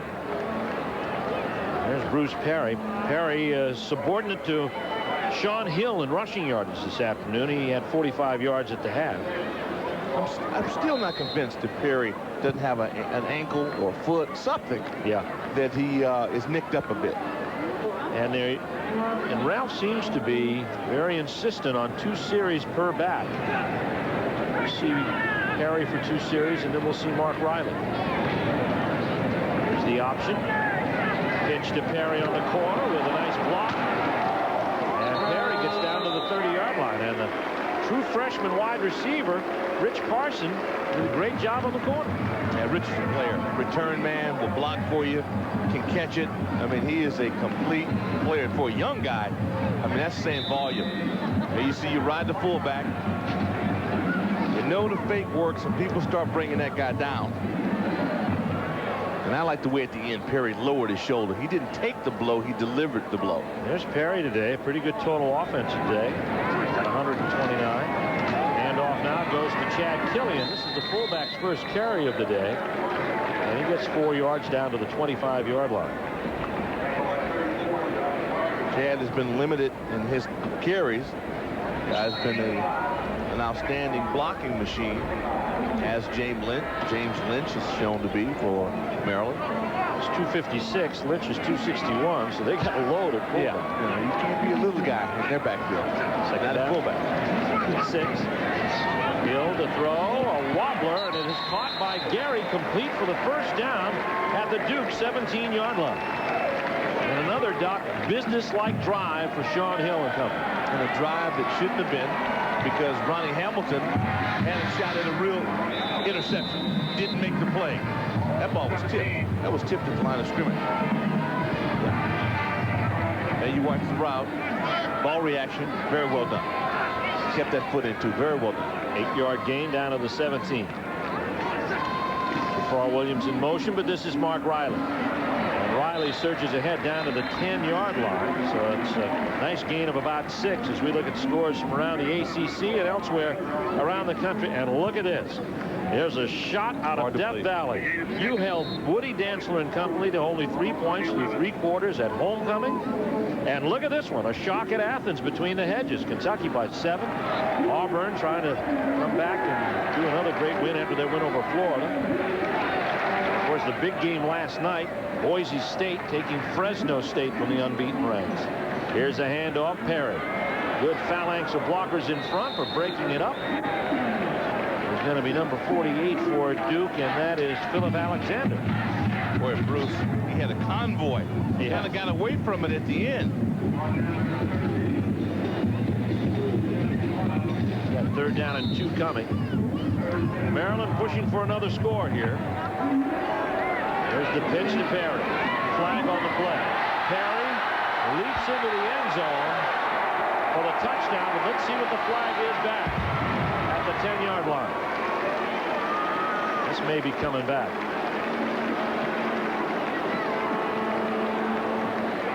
And it is. So no score, illegal procedure, the preliminary call. Ralph Friedgen not happy. Well, let's watch this guy. Illegal procedure against the offense. 5-yard penalty, previous spot. Repeat the down. Well, this is an impressive jump. Because you get hit. Yeah, there's Anthony Roberts underneath. Smart move to pull his arm back in. Because that's how you break your wrist. Oh, that's right. Yeah, you break a wrist doing that. Was a smart move. Put the pressure on your hip and hope for the best, but remove that arm. Well, that's the pain you felt. Oh, been there. Yep, broke twice. 3rd down, 7. Hill back to throw. Pass is complete to Jafar Williams, but did he drop the ball? Did he have a long? If he got it, it's a fumble. Duke says they picked the ball up. There was no indication from the official that the play was dead. And Duke's going to get it. Fumble, yeah. It's fumble. They were trying to make a decision to see if Jafar Williams had actually caught that football. Porter picks up the loose ball, and Maryland's drive stops on a turnover. And it was a touchdown. Call back. You see Williams, I like the way he got off the line of scrimmage. Nice release. Let's take another look here. Comes inside. Yeah, he's running with that. It's tough. Well, if he called it a catch, it's an interception. Yeah, but the ground didn't cause a fumble. Good play. 1st and 10 from the 11. And off now to Douglas, picks his way up to the 16. Gain of 5 on the play. So the turnover. Comes in here to figure, and Duke stops a long march. Maryland had worked 6 minutes off the clock. Yeah, but they didn't get the prize. That's right. And that's what Coach Friedgen, now he can base next week's practice off that one missed opportunity, and he can get after him. 2nd down, 5. Handoff, Douglas met in the backfield. And I mean met. And that is Starks, the true freshman, with Mike Whaley. You talked about Starks. Randy Starks from Waldorf, Maryland, and there's Mike Whaley from Lexington, South Carolina. They were in on the ball. I mentioned Whaley, you know, but there's so many guys out there making plays, and Whaley said, "Wait a minute, my turn." No, but Starks, he's special as a freshman to be that in tune to what's going on and that aggressive. He's unusual. Half of his tackles so far, Doc, have been for lost yardage. Third down, 7 to go. Bryant with time, and now no time. Mike Whaley again. Things shut down in a hurry. And it's 3 downs and out for Duke, thanks to Mike Whaley on the last 2 plays. Great defense. Come in, you put the fire out. Your offense, you turn the ball over, and they just continue to come after you. There's Trey McDonald. Too. Yep, McDonald with the kick. Here's Julian Gary with that spin move. And that bought him about 9 extra yards down to the 39-yard line. So a nice return by Gary. And once again, Maryland is in Duke territory with excellent field position. Up 42-10 in the 3rd quarter with 8:19 left at Byrd Stadium. Maryland 1st and 10 at the Duke 39-yard line after the 40-yard punt. 13-yard return by Julian Gary. Here's play action for Sean Hill, and here's a blitz that he dances away from, and now has some running room. And knocked out of bounds by Terrell Smith, and all that it results in is a gain to the 26-yard line of 13 yards over the century mark today for Sean Hill. Bob Trott made the necessary adjustments defensively, and Duke has been able to apply pressure on the quarterback. Now they just got to tackle. They got to bring him down. Yeah, they had Sean Johnson and Anthony Roberts in his grill, and they kind of went by him as if they were on skates. 11 runs, 106 yards for Sean Hill. 1st and 10 at the 26. Play fake over the middle. It is complete to Lynch. Big James Lynch, who's already scored once today, brought down at the 8-yard line, and another gain of 18 yards. Boy, they're throwing to the big dog. So he moved up, he went and got in slot formation. And this is going to him all the way. Man, that's a key breaker there. Big fella pulls it in. Nice block on the edge. Used all of the uniform to get it, too. 1st and goal from the 8. Play fake. Pass drill. End zone drop. Shanks dropped it. Maurice Shanks, the redshirt freshman from Hampton, Virginia. Nate Krill had Sean Hill in his sights, but Hill with a neat little sidestep, and Shanks was wide open. Yeah, that was unselfish on the part of Sean Hill. Sean may have scored. There you see all the action going right. They kind of stretch it down. Krill can't make the play. He steps up. That's a great read. 2nd down and goal. Williams and Gary the wideouts. Perry is the setback.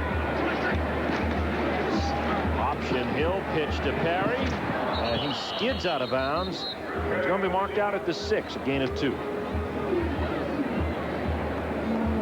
Look to see them go back to Shanks. I mentioned a kid with a lot of promise, and I'll guarantee you they'll find a way to come back to him. Kept Rich Carson in the ball game now. At least 10 Terrapins have caught at least 1 pass today. So Sean Hill is spreading the sugar. Gary is a slot on the short side of the field. 3 wideouts for Sean Hill. Open backfield as he rolls right.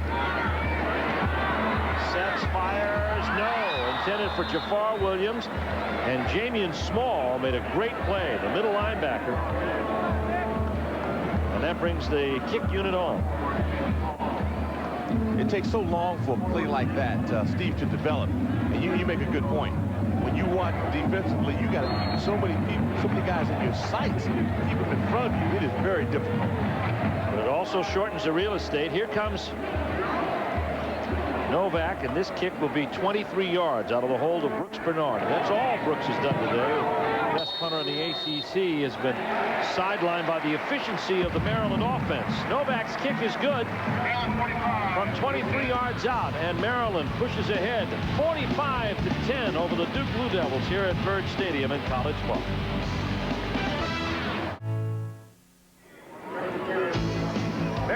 45-10 over Duke.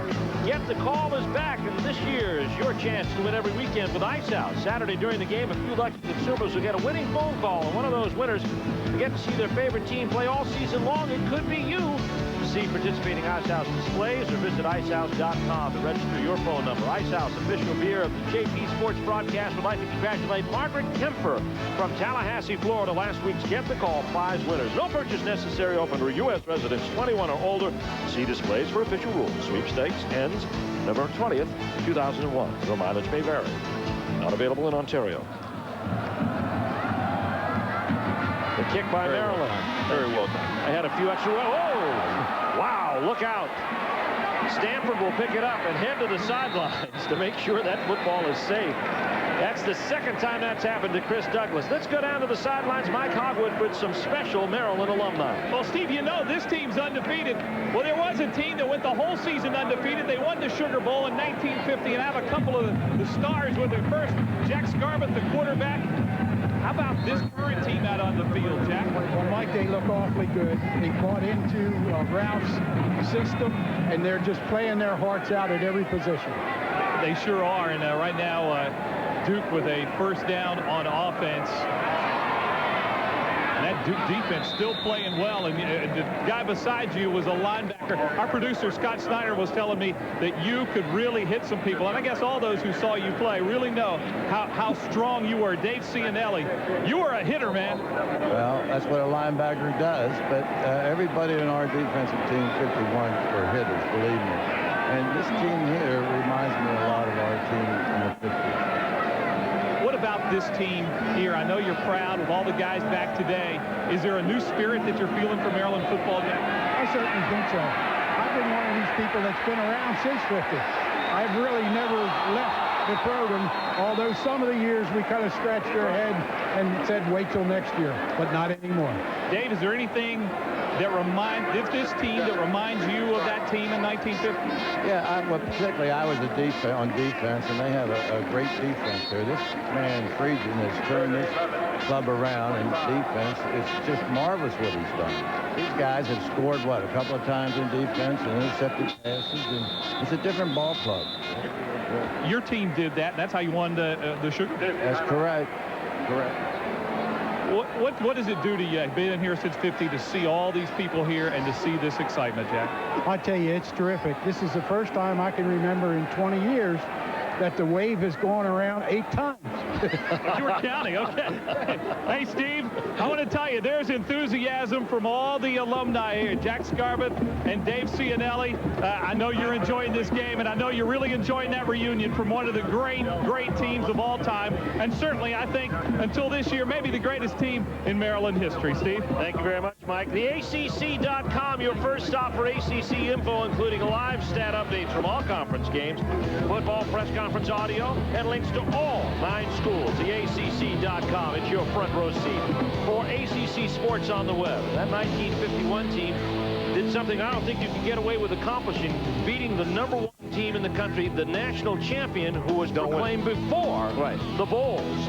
And they weren't sports talk shows back then, but they... we reversed that. That's right. And they were 3rd in the country ranked, but they were unbeaten on the season. And Tennessee was the team that won the national championship, but they settled the score there. Dee Bryant was just sacked by Randy Starks, and that's brought up this 3rd down and 12.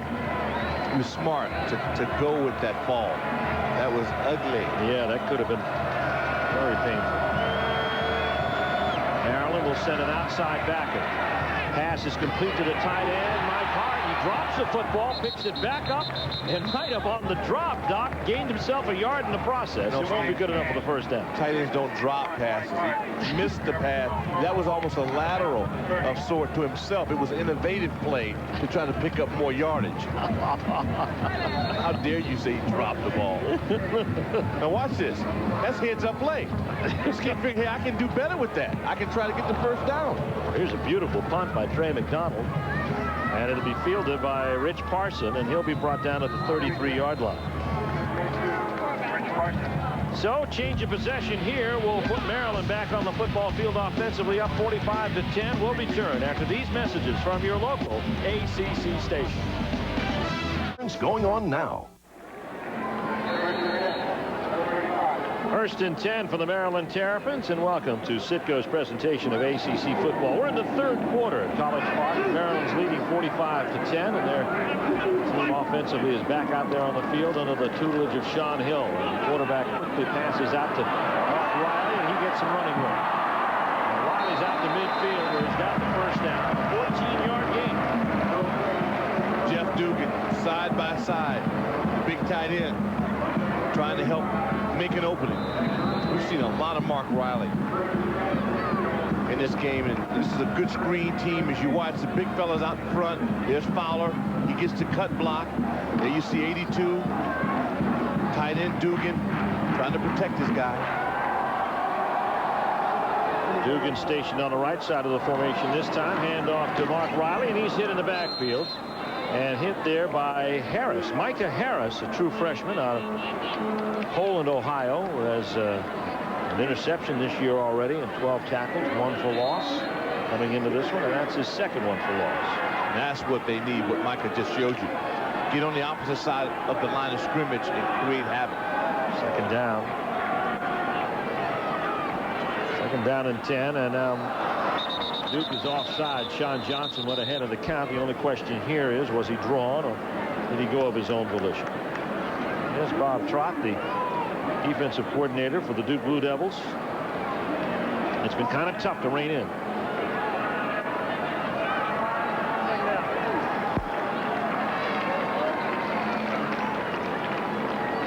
Now it's all over at Death Valley. North Carolina has won their 5th straight, 38-3 over Clemson, and they have served notice that they are a team to be reckoned with in the ACC. They have only 1 loss. I can't wait to see that film.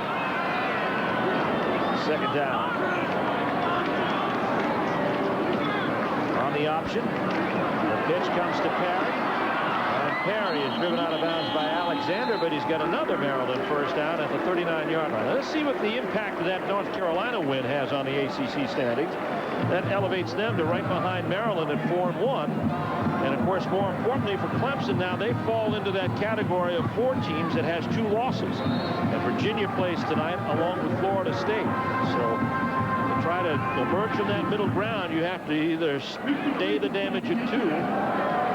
Now with Florida State, North Carolina, and Maryland with 1 loss or less. Here's Hill to throw. Pass is complete to Julian Gary. And Gary down to the 22-yard line. It's a gain of 17. John Bunning down in Carolina, man, what a job. And I remember when this club was 0-3. And, you know, we saw that club. And, again, like Duke, they never gave up. But they also have a very special defense. Here we watch Sean put it right on the money. Gary makes a nice reception, knew he'd be hit, held on. First and 10, all at the 23 of Duke. Hill has done a good measure at checking off this afternoon. Here's the option. Riley, the 20, down to the 14. I've been impressed with Mark Riley this afternoon. It reminds me of Benny Malone. He's played with the Miami Dolphins and played with the Burgundy and Gold. He has that stride out of Arizona State. The way when he gets some open grass, the way he kind of kicks his legs out. It's almost an automatic 5 every time he touches. Well, Mike Loxley, the running back coach for the Terrapins, his cabinets are full. Yeah. He's got a lot of talent. Well, they thought this was going to be a 3-headed monster this year with Perry, Riley, and Jason Crawford, a true freshman. Perry's antics early on changed that a bit, but Riley's getting his chance to star now as he gets another Maryland first down to the 9-yard line. And Maryland threatening again. Well, this is more in tune to their offense. They're back to balance now. 27 yards on 8 rushes. Touchdown this afternoon. He's caught a couple of passes. See, at 220 pounds, I mean, that's the remarkable part about this young man. This is the big guy. 6'3", too. Riley again with Lynch, the lead blocker. He's headed down to the 5. Touchdown!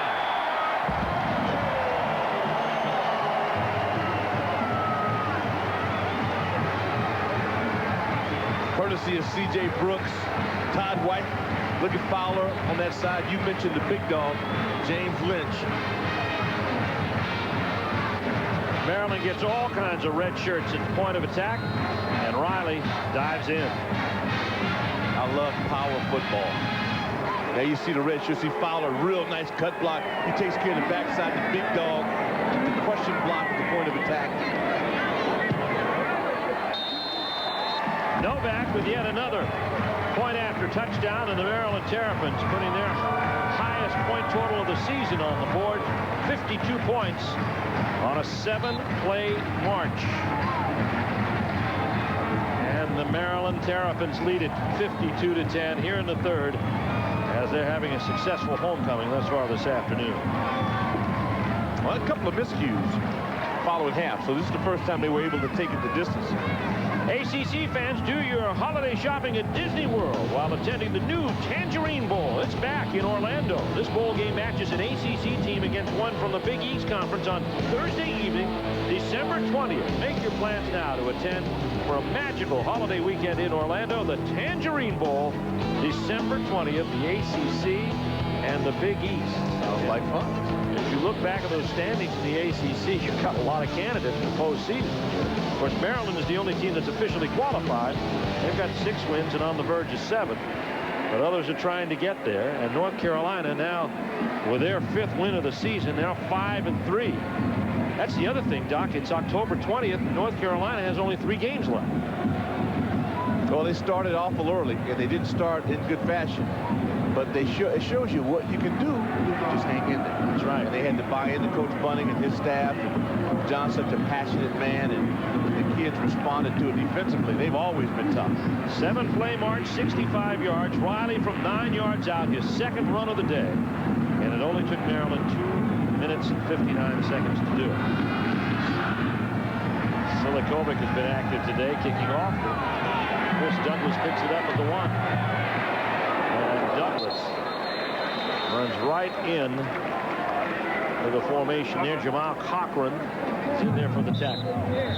And let's go to the sidelines of Mike Hogwood. Well, Sean Hill has played a great game today and has just been told by the coaches, great game. Latrez will take it on home. Latrez Harrison, number 4, will be your quarterback from Maryland next time they get the ball. There's Hill and Melvin Fowler sitting down next to him. And there's a combination you want to keep together, but unfortunately Ralph Friedgen, he's going to have to replace it this year. Curtis Williams is the injured Maryland player down on the field.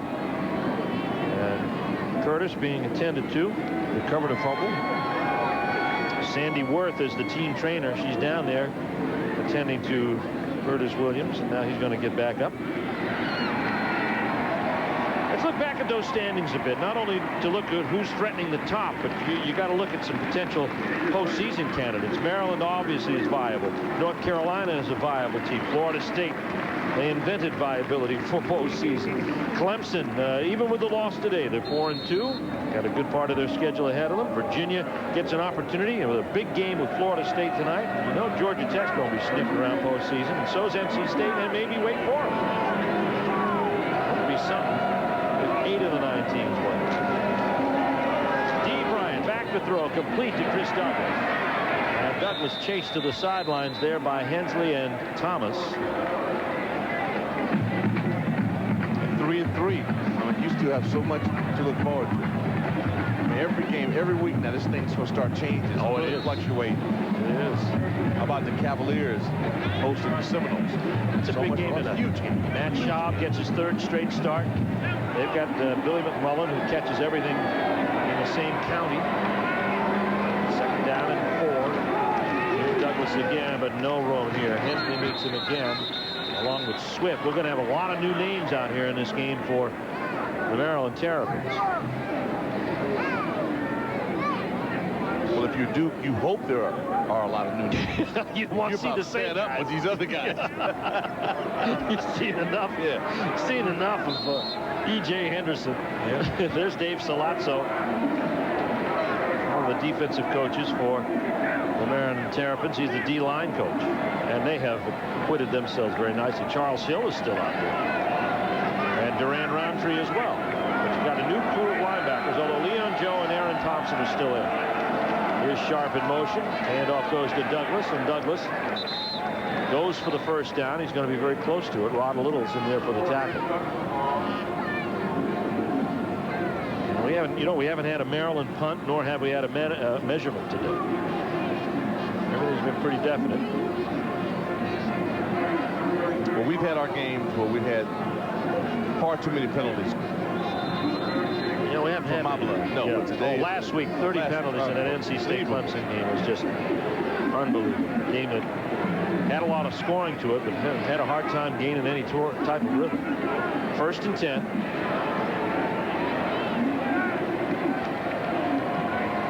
Four wideouts now for D. Bryant out of the shotgun.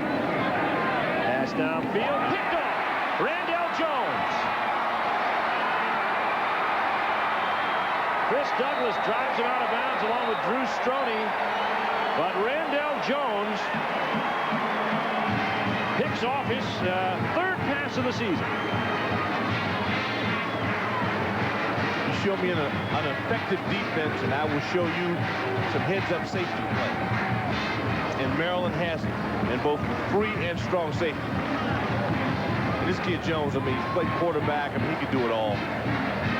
They get close to a football, they make the interception. That's the 3rd interception, the 5th turnover of the day for Duke. 19 interceptions on the season for the Maryland Terrapins. Bernard Wilson got one. Tony Jackson got one. And Randall Jones, who quarterbacked this team as a freshman, got one. And here's Jason Crawford on 1st and 10. He gets up to the 22.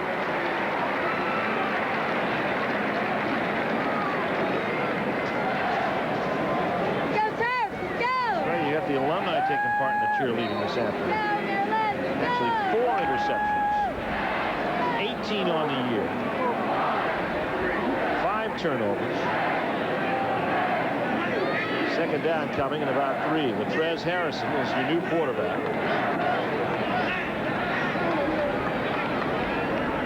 He's back to throw. Pass right through the hands of Maurice Shanks. Harrison from Atlanta, he's a sophomore. Haven't seen an awful lot of action because of Sean Hill's perfection this season, and especially this afternoon. I'll say this. He put some heat on that last pass. He threw a laser. Well, before they got to Hill, they thought that this guy was going to be the heir apparent for the quarterback position, which was kind of bantered around by several people. But Hill has made a strong case. This pitch goes astray, and who's going to pick it up? Duke says they've got it. Let's see. Let's wait. I think Maryland might have the edge here. Nope, it's going to be Duke. Duke picks up the loose ball. With 2 seconds left to go in this quarter. And the ball picked up by the middle guard, Matt Zielinski. Shows you how Sean Hill in that first unit made it look easy. At that time, timing's there, but the depth in the trailer was not there. You didn't have a good relationship in the pitch man. You watch this. He's supposed to have faith and know that that ball's going to be there. Now, was it a terrible pass? No, not terrible. Could have probably made the play, but he didn't. The quarterback now for Duke, and that's going to be Adam Smith, a redshirt freshman from Orinda, California. His first play is going to be a draw to Alex Wade. Wade carries bodies up to the 30 and 4. And that'll do it for the 3rd quarter. So Duke has the football, but they got a long way to go. The Maryland Terrapins with a very successful 3 quarters of football, up 52-10. Citgo presents ACC football. The Maryland Terrapins showing their strength, racing to 6-0. It could be 7-0. It's been a long day for D. Bryant on the sore end of a 52-10 count. He's likely seen his last action today. Adam Smith, redshirt freshman at quarterback, and Alex Wade takes the handoff and gets another 5 or 6 yards.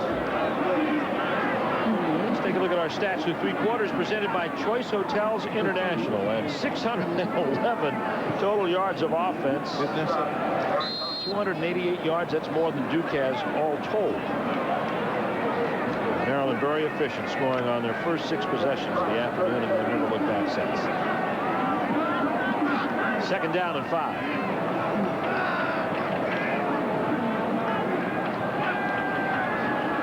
Smith for his first throw of the day. Double pump, and it's knocked out of his hands. Let's see it. I think it's going to be C.J. Feldheim who deflected the ball. And it's going to be brought down at the 37-yard line. It's a play by Feldheim. Tough sell now for coaches, especially for Maryland, to sell your kids on the fact that they have to really continue to play hard, because you can avoid injury at this stage of the game when you're up. Yeah. If you continue to be intense. They're down in 5.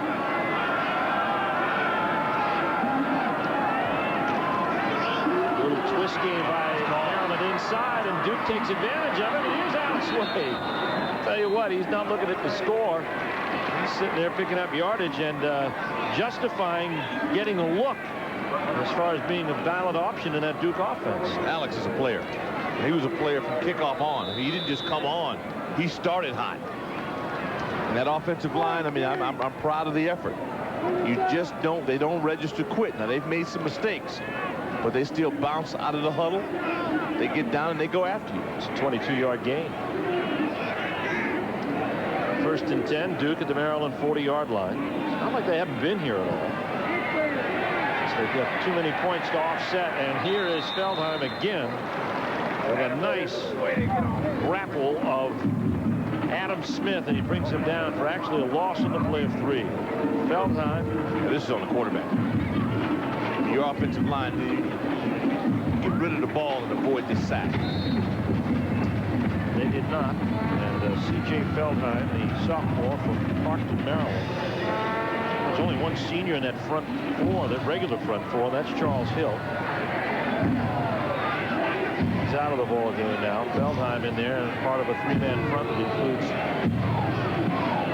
Randy Starks, Moye Moore threatening the blitz, and here comes Alex Wade. Gets up over the 40-yard line.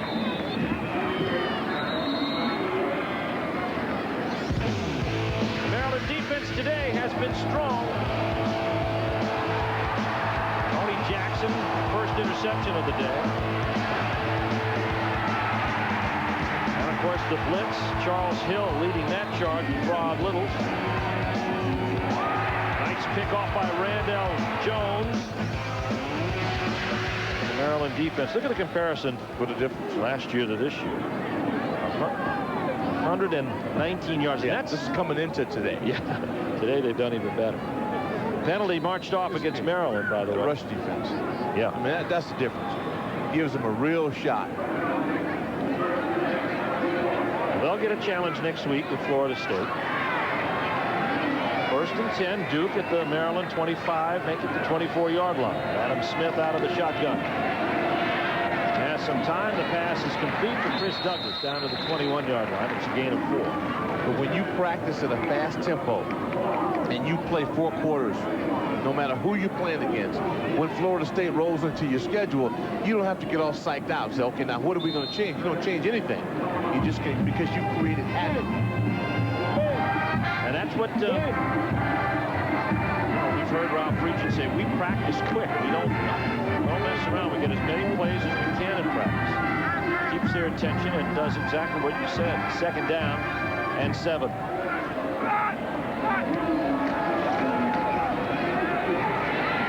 Make the throw again, and it is deflected and caught for an interception by Durand Roundtree. Helmsley made the hit. Hanley made the hit. A flag down on the play. Strongest guy on the field showed soft hands. Showed his athletic. Oh, taking it back. They're going to call interference on Hanley. Andrew Hanley with the interference call.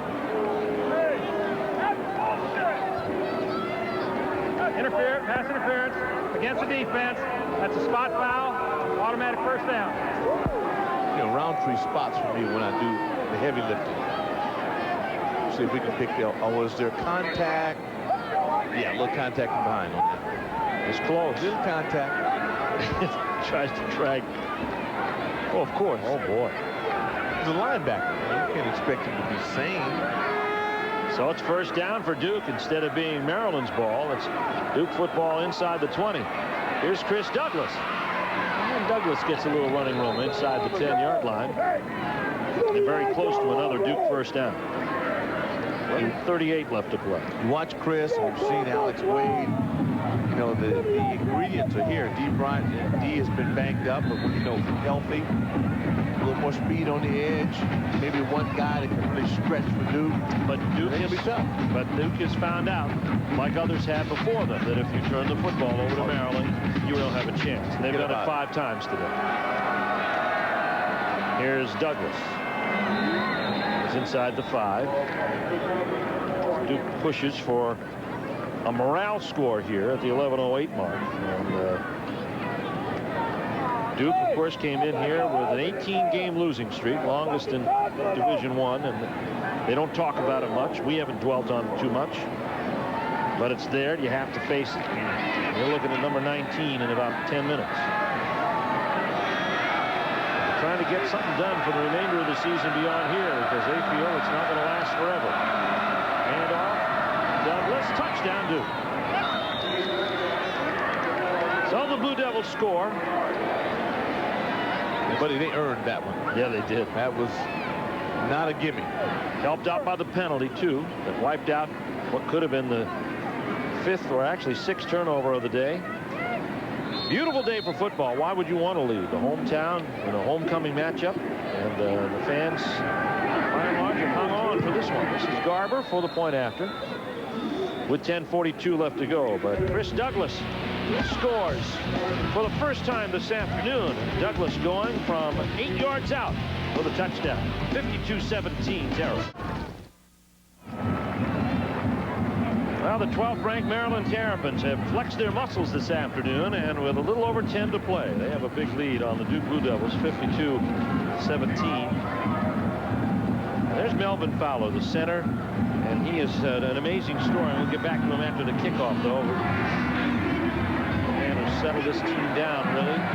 The senior in the offensive line. Here's Rich Carson, a true freshman, who returns out to the 22-yard line. And talk about Melvin Fowler. Fowler, of course, was pressed into service his freshman year when everybody else was injured, and he's held the job ever since. Interesting story about him, Doc. His family goes to all the games. His stepbrother, Kevin Walker, there's his family. His stepbrother, Kevin Walker, was on the 40th story of the World Trade Center on September 11th and made it out. So thank goodness. A little perspective, and that's added a little added dimension for him. His family's followed him everywhere. And he has been really a bellwether for that Maryland offensive line. There's Melvin Fowler right there. Let's go to the sidelines and Mike Hogwood. Well, I tell you that everybody's getting into this Maryland winning streak. I found this towel, folks. It says the Bruce is loose and the fridge is stocked. There are a lot of them in the stands here today.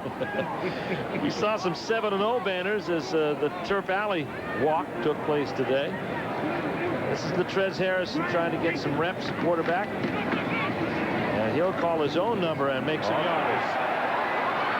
Heads to the sideline, breaks a tackle, and runs out of bounds at the Duke 46-yard line. There's Latrez Harrison.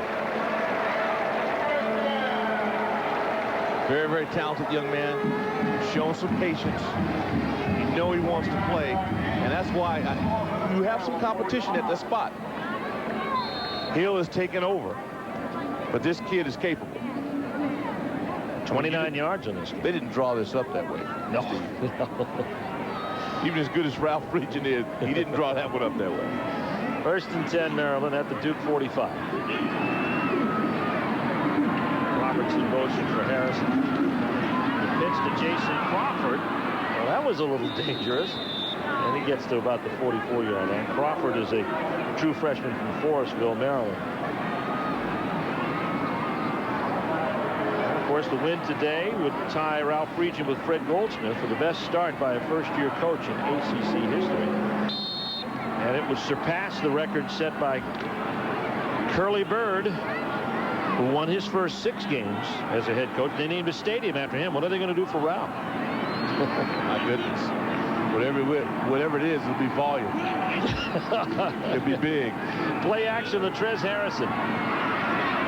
And Harrison knocked out of bounds by Jamian Small.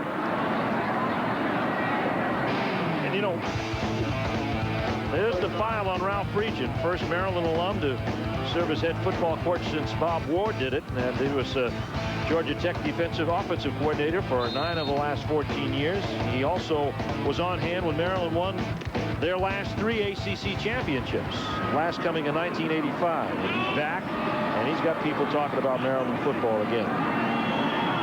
Third down for his Terrapins right now with 9 to play. They're up big. Trez Harrison trying to convert the first. Jason Crawford. He's tripped up, and looks like he's got that first down at the 32-yard line. Ralph Friedgen has such passion for Maryland, but I like the fact that he's gone right to the student body. He'll walk around him. He's on campus. He wants to get that top row stands here at Maryland filled up. And this kid Crawford shows you why everybody's been so impressed, you know, with his skills. But it's about bringing people back out to ball games. And he told me he will not be satisfied until this place is packed all the way at the top. And of course, Ralph Friedgen not only working the students over, but he's trying to build the Terrapin Club as they try to raise funds for better football facilities here. Here's Jason Crawford again down to the 22-yard line. Maryland threatening to score again. They're in the red zone.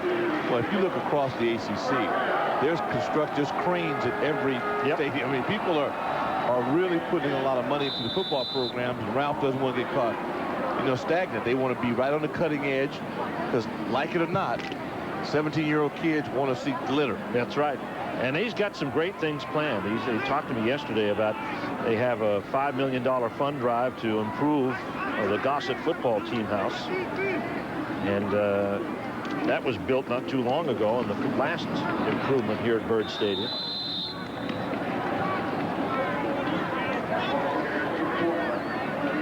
And of course, this staff that he's put together is not short on experience either. Look at that. The most experienced staffs. This is from the head coach and coordinators. Their combined years of experience. Friedgen at 28, Charlie Taft, the offensive coordinator, and Gary Blackney, 31 years, including 10 years, the last 10 years as head coach at Bowling Green. And he doesn't micromanage. I mean, you know, Ralph is void of ego. He allows guys who we trust to do their jobs.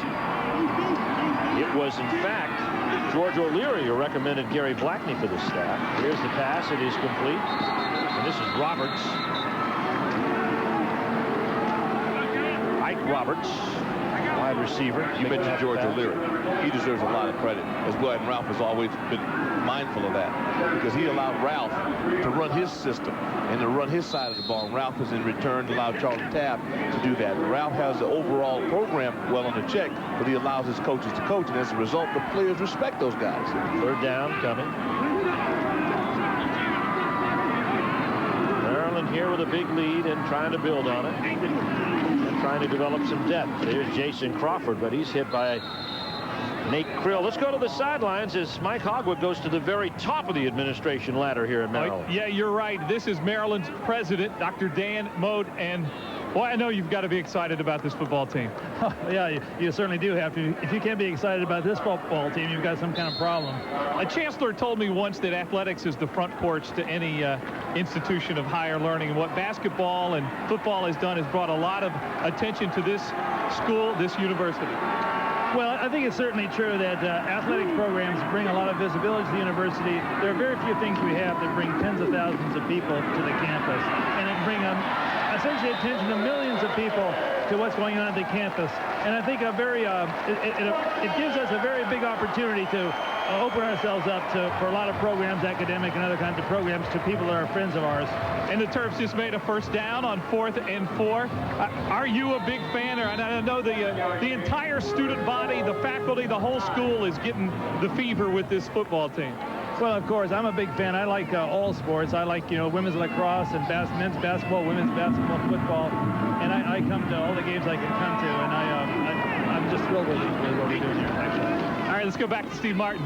Here's Jason Crawford bullying his way down to the 5-yard line. You saw Trez Harrison pick up the first down on 4th down. And there's a lot to be happy about athletically here at Maryland. A big student body of 30,000 plus. It's one of the, if not the biggest school in the ACC. They have a lot of earning potential that's untapped. Right. And if they ever put it all together, then look out.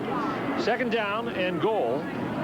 And Ralph Friedgen is determined to get Jason Crawford into the end zone. He's stopped cold now by the heart of the Duke defense. Ralph said yesterday, he said, this has done wonders for recruiting. Kids who had us 7th or 8th on the list, he said, now are coming in and visiting. And of course, you know, this is a region of the country that Penn State has been able to dominate in terms of recruiting. And now Penn State having an off year for Joe Paterno and Ralph Friedgen, and the Maryland Terrapins looking to step into that. Boy, there's a ton of school-age talent. Pennsylvania, New Jersey, here in Maryland, suburban Washington, D.C., and Northern Virginia. Here's the Trent Harrison touchdown. Maryland. Yeah, kid's a playmaker. Instinctive runner. And you mentioned that Penn State took some of the best talent in this area out last year. Right. I think that's the last year for that. Michigan, Florida State has also done well. So when you win, you get a chance to keep kids at home. And Maryland's got it rolling here at homecoming this afternoon. They score with 4:33 left to play. 13 plays, and they rub 6 minutes off the clock as Nick Novak is a busy guy. And all of a sudden, a big man on campus puts Maryland on top 59-17 with 4:33 left to play. Back after this message from Advance Auto Parts. 100. There's the kickoff as Maryland pushes their lead out 59-17. And Chris Douglas still returning kickoffs after the 22-yard line. And let's get down to the sidelines for more from Mike Hogwood. Well, everybody on the bench has had a chance to play their position today except for one, and that's the punter, Brooks Bernardi. He hasn't punted today. He says it's the first time in his career as a punter he's never had to go in the game and perform. And I said, well, is it having fun today? He says it's been a very relaxing day. Well, his Fridays are busy enough, Mike. He walks the field with his father on home games, and he practices punting for at least 2 hours. I think he gets at least 200 kicks away. And Duke's got another quarterback. They've got another running back carrying the ball. That's Cedric Dargan. The quarterback is Chris Wispaway. He's the third quarterback to come in this afternoon for the Duke Blue Devils. 4:14 left to go here in the fourth quarter. Word on Wispaway is that he is a redshirt freshman from Pompton Plains, New Jersey. The metropolitan New York area. Tough situation to be thrown into. A lot of chance for activity under a live fire. And Dargan gets the carry once again, and not much yardage there as Ralph Friedgen's seen his defense operate on all cylinders. Look at this. It's the total day, approaching 700 yards. The Maryland record 802. And of course, the pass offense is something that Ralph was concerned about, its efficiency. And I have to say today that Sean Hill has executed very efficiently this afternoon, pulling Virginia, or rather Maryland, to within 3 points of their team high since 1975. And we've got a bloody nose administered to Andrew Henley. And coming up next week, we're going to take you to Winston-Salem Grove Stadium. Two teams that don't like to huddle and like to put points on the board. It's Woodrow Dantzler and the Clemson Tigers against a multi-dimensional offense from new coach Jim Grove of the Wake Forest Demon Deacons. It's our first look at them, and we hope you'll enjoy it and be with us next Saturday at 12 noon from Wake Forest, Winston-Salem Grove Stadium. Clemson and Wake Forest. Clemson trying to come back from their loss today. They were manhandled by North Carolina and scored only 3 points this afternoon. Wake Forest, of course, had to hold on to beat Duke last week after getting a 28-0 lead. And it'll be on most of these same stations at 12 noon in Winston-Salem. Two exciting offenses. James McPherson, quarterback for Wake Forest, scores around the country in the ACC. North Carolina ringing the bell for the 5th straight time. 38-3 over the Clemson Tigers. And look at this one. Georgia was down 29-22 and scored 21 unanswered points. They lead in the 4th between the hedges. Auburn at the half, following up their big win over Florida. That's impressive. Ole Miss beating Middle Tennessee State out of conference today in the SEC. And Tennessee leading Alabama there in the first quarter down in Tuscaloosa. Ball State, the lead over 25th ranked Toledo. Of course, Fresno State taken out of the unbeaten ranks last night. Their coach Patrick Hill said, there goes our BCS chances. Boise State came from a 20-7 deficit and beat them 35-30. And, you know, it was a heck of a lot of fun, fourth quarter, watching that, and you didn't know, but it's 2 weeks in a row they played it very, very close. They needed a field goal to beat Colorado State last week. Look at the 7-0 signs are up, and Maryland is just 3.5 minutes away from that as Andrew Henley is still injured on the field. Big homecoming crowd. They were still about 8,000 shy of a sellout here today when the day started. And so Henley with the broken nose, Sandy Worth, the trainer, taking him to the field house. And he'll be looked at there. So every precaution taken as Henley goes to the sidelines for the first time. Red jerseys, red pants for the Maryland Terrapins. I got a feeling that we will see those again. Perhaps Coach Friedgen won't be, he won't be too hesitant. Well, developing a lot of traditions here. We talked about breakfast with the fridge on Friday. We showed you the walk down Turf Alley. He wants his team to breathe new life and take you back to the glory days of Maryland football. I want dinner with the fridge.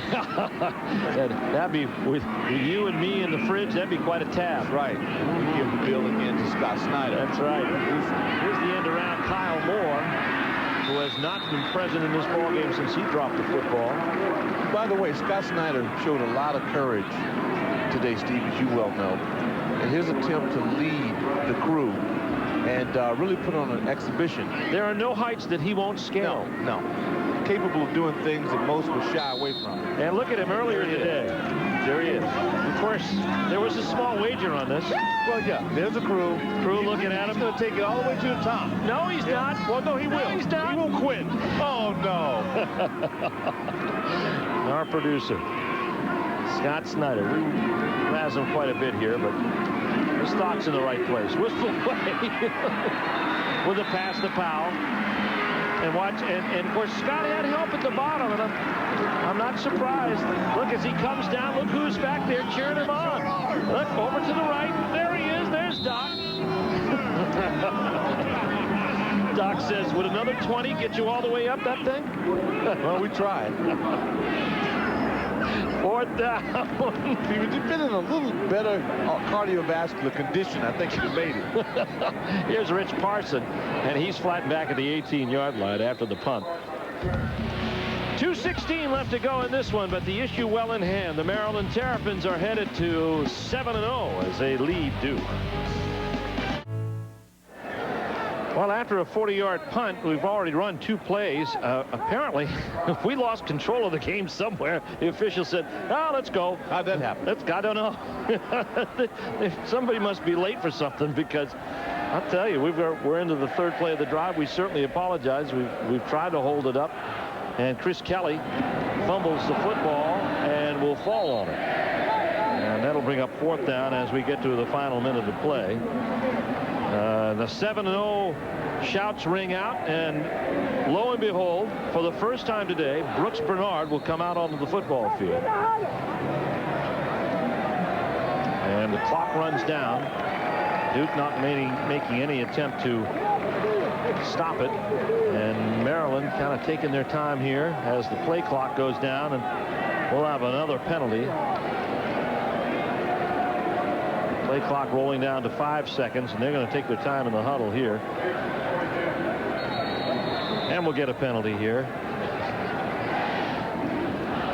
And the front unit is on. There's Thomas Zamorsky with the call. Time to announce our Texas Pete players for the game. Alex Wade, good day for him for the Duke Blue Devils. 13 carries and 88 yards. And Sean Hill, 428 total yards today, and 3 touchdowns he's responsible for. 2 that he rushed for and 1 that he threw for. And here's Brooks Bernard for the first time today.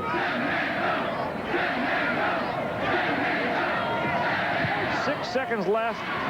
Likely the last play of the game. This is Ronnie Hamilton's first punt return of the day. And the ball game is over. He returns it to the 46-yard line. And for the first time since 1978, The Maryland Terrapins are 7-0 as they run roughshod over the Duke Blue Devils and send them to their 7th defeat, their 19th straight. But it's a happy day for homecoming.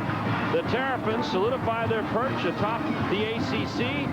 They have no losses in the conference this season. Mike Hogwood is down on the field.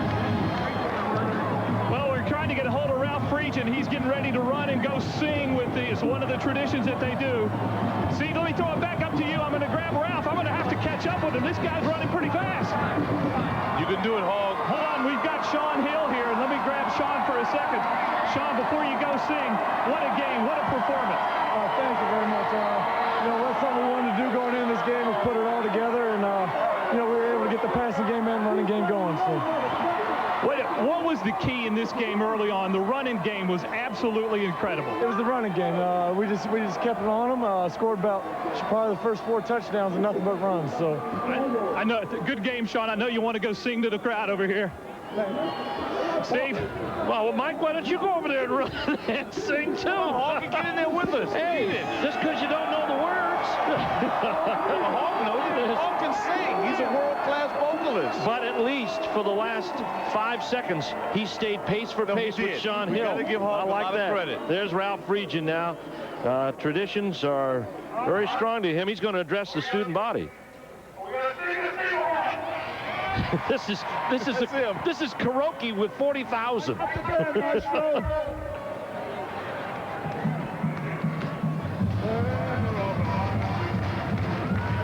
And there's Ralph Friedgen, and the band is playing on, and they're happy here in Maryland as the Terrapins win it here big. 59-17 before a homecoming crowd of 40,000.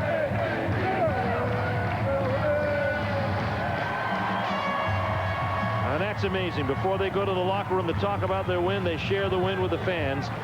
And Ralph Friedgen very happy with the way his football team performed this afternoon. 59-17 winners over Duke. We'll be right back.